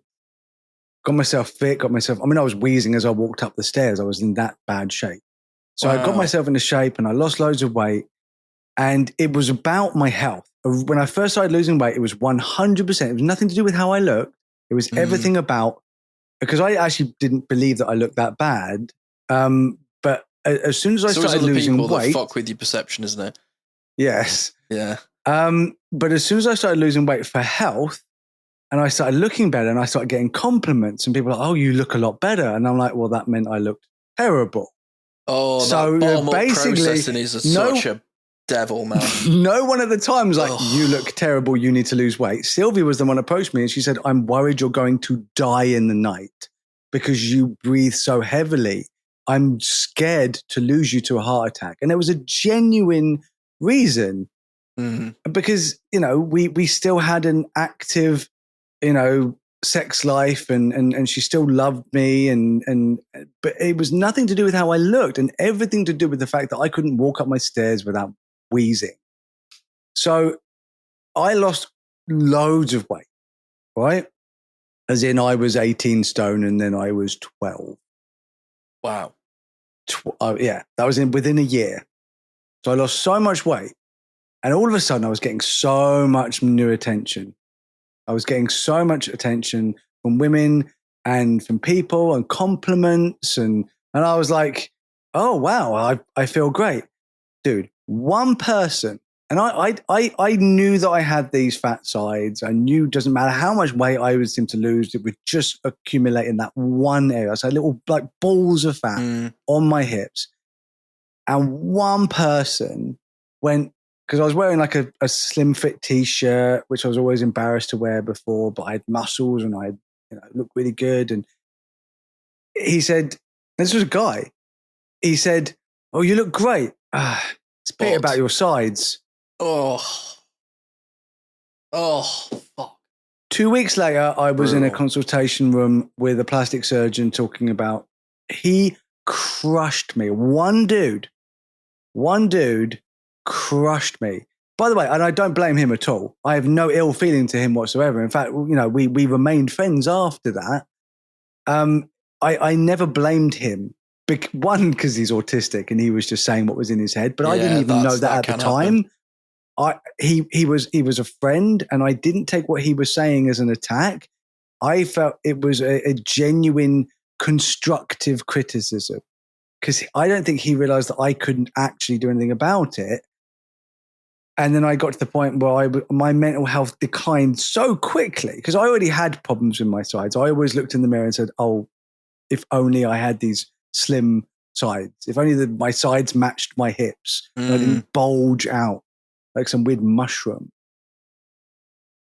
And I became so obsessed with it. And then this guy said that, and that's what then sent me over the edge.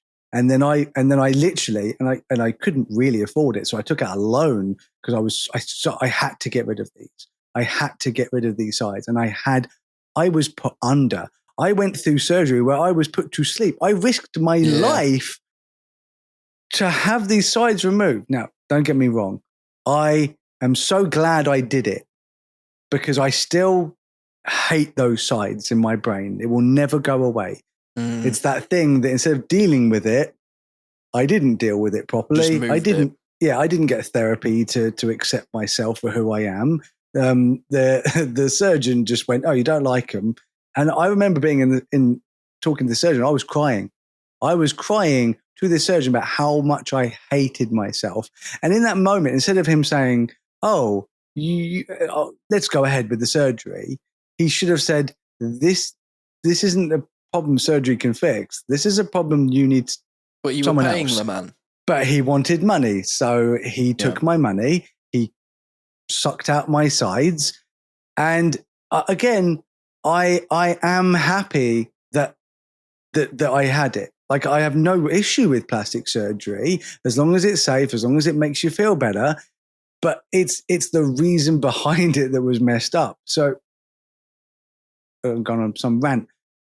My point is that I suffered from body dysmorphia so much that I still can see those sides. They don't exist. I literally. But if I wear a pair of shorts that's slightly too tight, and I have a slight muffin top, and I mean less than an inch of muffin top, I immediately go, oh, my sides are back.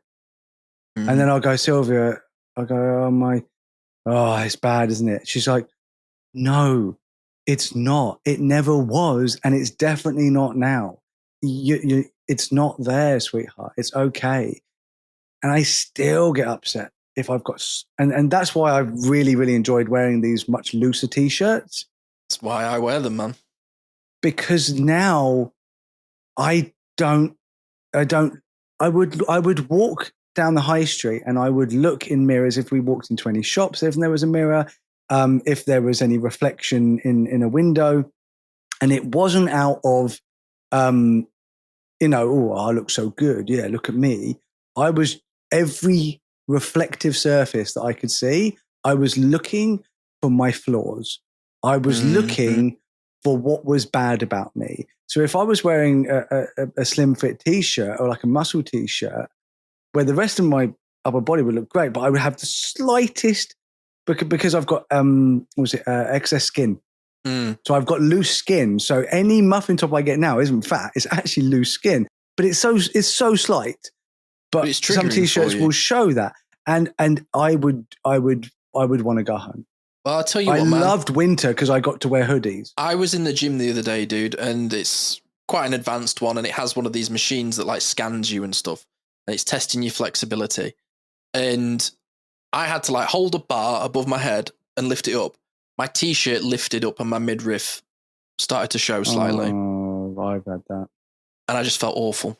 Oh, dude. I instantly just felt you. awful. No, I love you too, man. But that's I love you. But that's how it feels, right? You instantly recognize that feeling of being like, just eat me up right now. And what I think is so fascinating, and I'll speak on behalf of the listeners, but just as you bro, I really appreciate you sharing that story, simply because it shows how quickly we can spiral.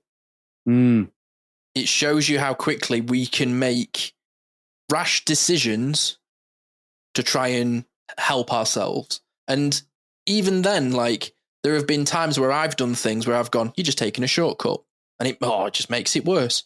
But by you sharing that story, it gives a great example of how deeply we can be affected. Because I look at you as a neurodivergent man, and I think about like rejection sensitivity dysphoria, perception. So much can play into how it makes you feel. But it also is a great signifier of the extreme lengths that men will sometimes go to deal with it, but not feel it. You know, there have been so many times in my life where I have skirted around the issue and made mistakes rather than just sort of accepting my circumstances and kind of, you know, like you were saying, the surgeon should have listened to you. But rather than do that, he went, well, he's a customer. And that's what is happening with these Tate characters and these red pill sort of Manosphere space influencers.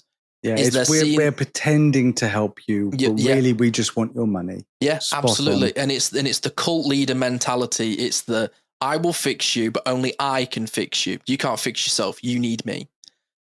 And also it's the, oh, you don't feel good? Well, I've just invented this course, or I've just invented this secret, but you've got to pay for it. You've got to stick around for it. You've got to subscribe to it. And I could so easily see how men or boys fall into this trap. You know, if I look at where I was when I was at extreme burnout, suicidal, contemplating ending my life, I can see how men fall into the trap. Because one of the big things that daunted me about healing myself was how much time and effort it was going to take. It's not a quick fix. It's been 8 years since I was in that place, and it feels like a lifetime, but in moments it also feels like it's still happening. And you never want it to come back, but you have to accept that life's up and down, it's waves. You're going to have moments of despair, because then that's how you appreciate the joy. But I've had to learn that. Whereas in that moment, if you'd said to me, sell your soul to the devil and I will take this away from you, I might have taken it. Oh, dude, there's so many times that I would have taken it, because when my brother died, and being the only positive, even like he wasn't perfect by a long shot, because he'd had all this manly men stuff, but he was the best I had. Mm. And when he died, I didn't go to my dad and be like, I mean, my dad should have stepped up. That was his massive failing for me. But he lost a son. But my dad should have been helping me, because that's who I will always say that. That's who I wanted. I immediately, as soon as my brother died, I immediately was drawn to my dad. Like, I needed male influence. I needed to be guided. I needed my dad, and he was crap. But again, I don't blame him. He was having his own things, but he was crap. But so I was lost in the dark, and I was like, where's the light? Where I'm scratching at surfaces. I'm digging away. I'm trying to find the person to help me. And that person would have been, and that person was any male, any older male. Like, I didn't go, I'll that one's a good one, or that was. I was desperate. So I went and worked in a pub after my parents my mother kicked me out. I went and lived and worked at a pub, and the guy running it was an older guy. I was 17, verging on 18. It was a bit illegal. I shouldn't have been working in the pub, but so I was 17, and he was like 23, 24, and he was a toxic piece of shit. He'd like get women drunk and take advantage of them all the time, because he owned the pub. So he would pick the drunkest girl, and I'd see them crawling out of his bedroom, and just the walk of, which that always annoys me, by the way. Why walk of shame? But if it's a guy, it's the walk of pride. It's the walk of pride and parade. Yeah. But again, that's what we're talking about. But so I looked up to him, because immediately I was like, older male. So if he'd ended up being my major influence, because it was about that time I met Sylvia, was when about half a year later, when I was 18, I met Sylvia, and then she became the main influence in my life. Mm-hmm. But if I hadn't met Sylvia, then this guy might have been the main influence in my life, and I would have just gone down that route of like behaving like he was behaving. Whereas my morals were, you meet a woman, and if you say, like, you don't cheat, you don't hit women, you don't cheat them. It's like, I got rules, but I live by. And it's like, and then I'll be like, oh, you open a door for a woman, you're a gentleman. My whole thing was, you be a gentleman, because that's the influence of like the 90s. But I was so desperate after losing my brother and my dad failing me, that I would have taken any man to be a role model. So if I was on the internet at that time, and Andrew Tate's there and saying, "Don't worry, Joe, I've got you," dude, 100%, I would be one of these kids. And I think that's why I really wanted to do this episode. And I think that's why when I see these kids being interviewed and they say these terrible things, and then I read the comments, and liberal people are going, piece of shit, oh, he'll never get on. They wonder why they're single. I'm like, holy shit. You're feeding Does anyone actually care about that human? Because even though he said a terrible thing and he's thinking a terrible way, has anyone for 1 second, considering we're supposed to be liberal, we're supposed to be the ones that understand and are caring, why the fuck are we attacking this kid instead of understanding what went wrong? Because my first thought when I see these kids is not that they're bad people. It's that why are they saying bad things? What has happened? Not bad dogs, they've got bad owners. Yeah. And this is where we'll end this particular segment. It is radicalization, dude. It is male aggressive radicalization, and that's no different from cult leaders and like the army drawing in vulnerable. Yeah. So this has definitely gone on longer. My phone's only on 12% than we thought. So what we decided in the last break is that we are going to make tomorrow's hot topic is going to be the third segment instead.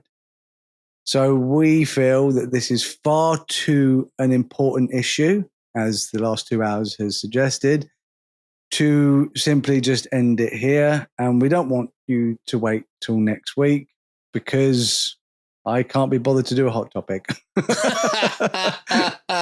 Yeah, bit of honesty. No, look, this is such an important topic, and I think with the perspective and the experience, this is the hot topic.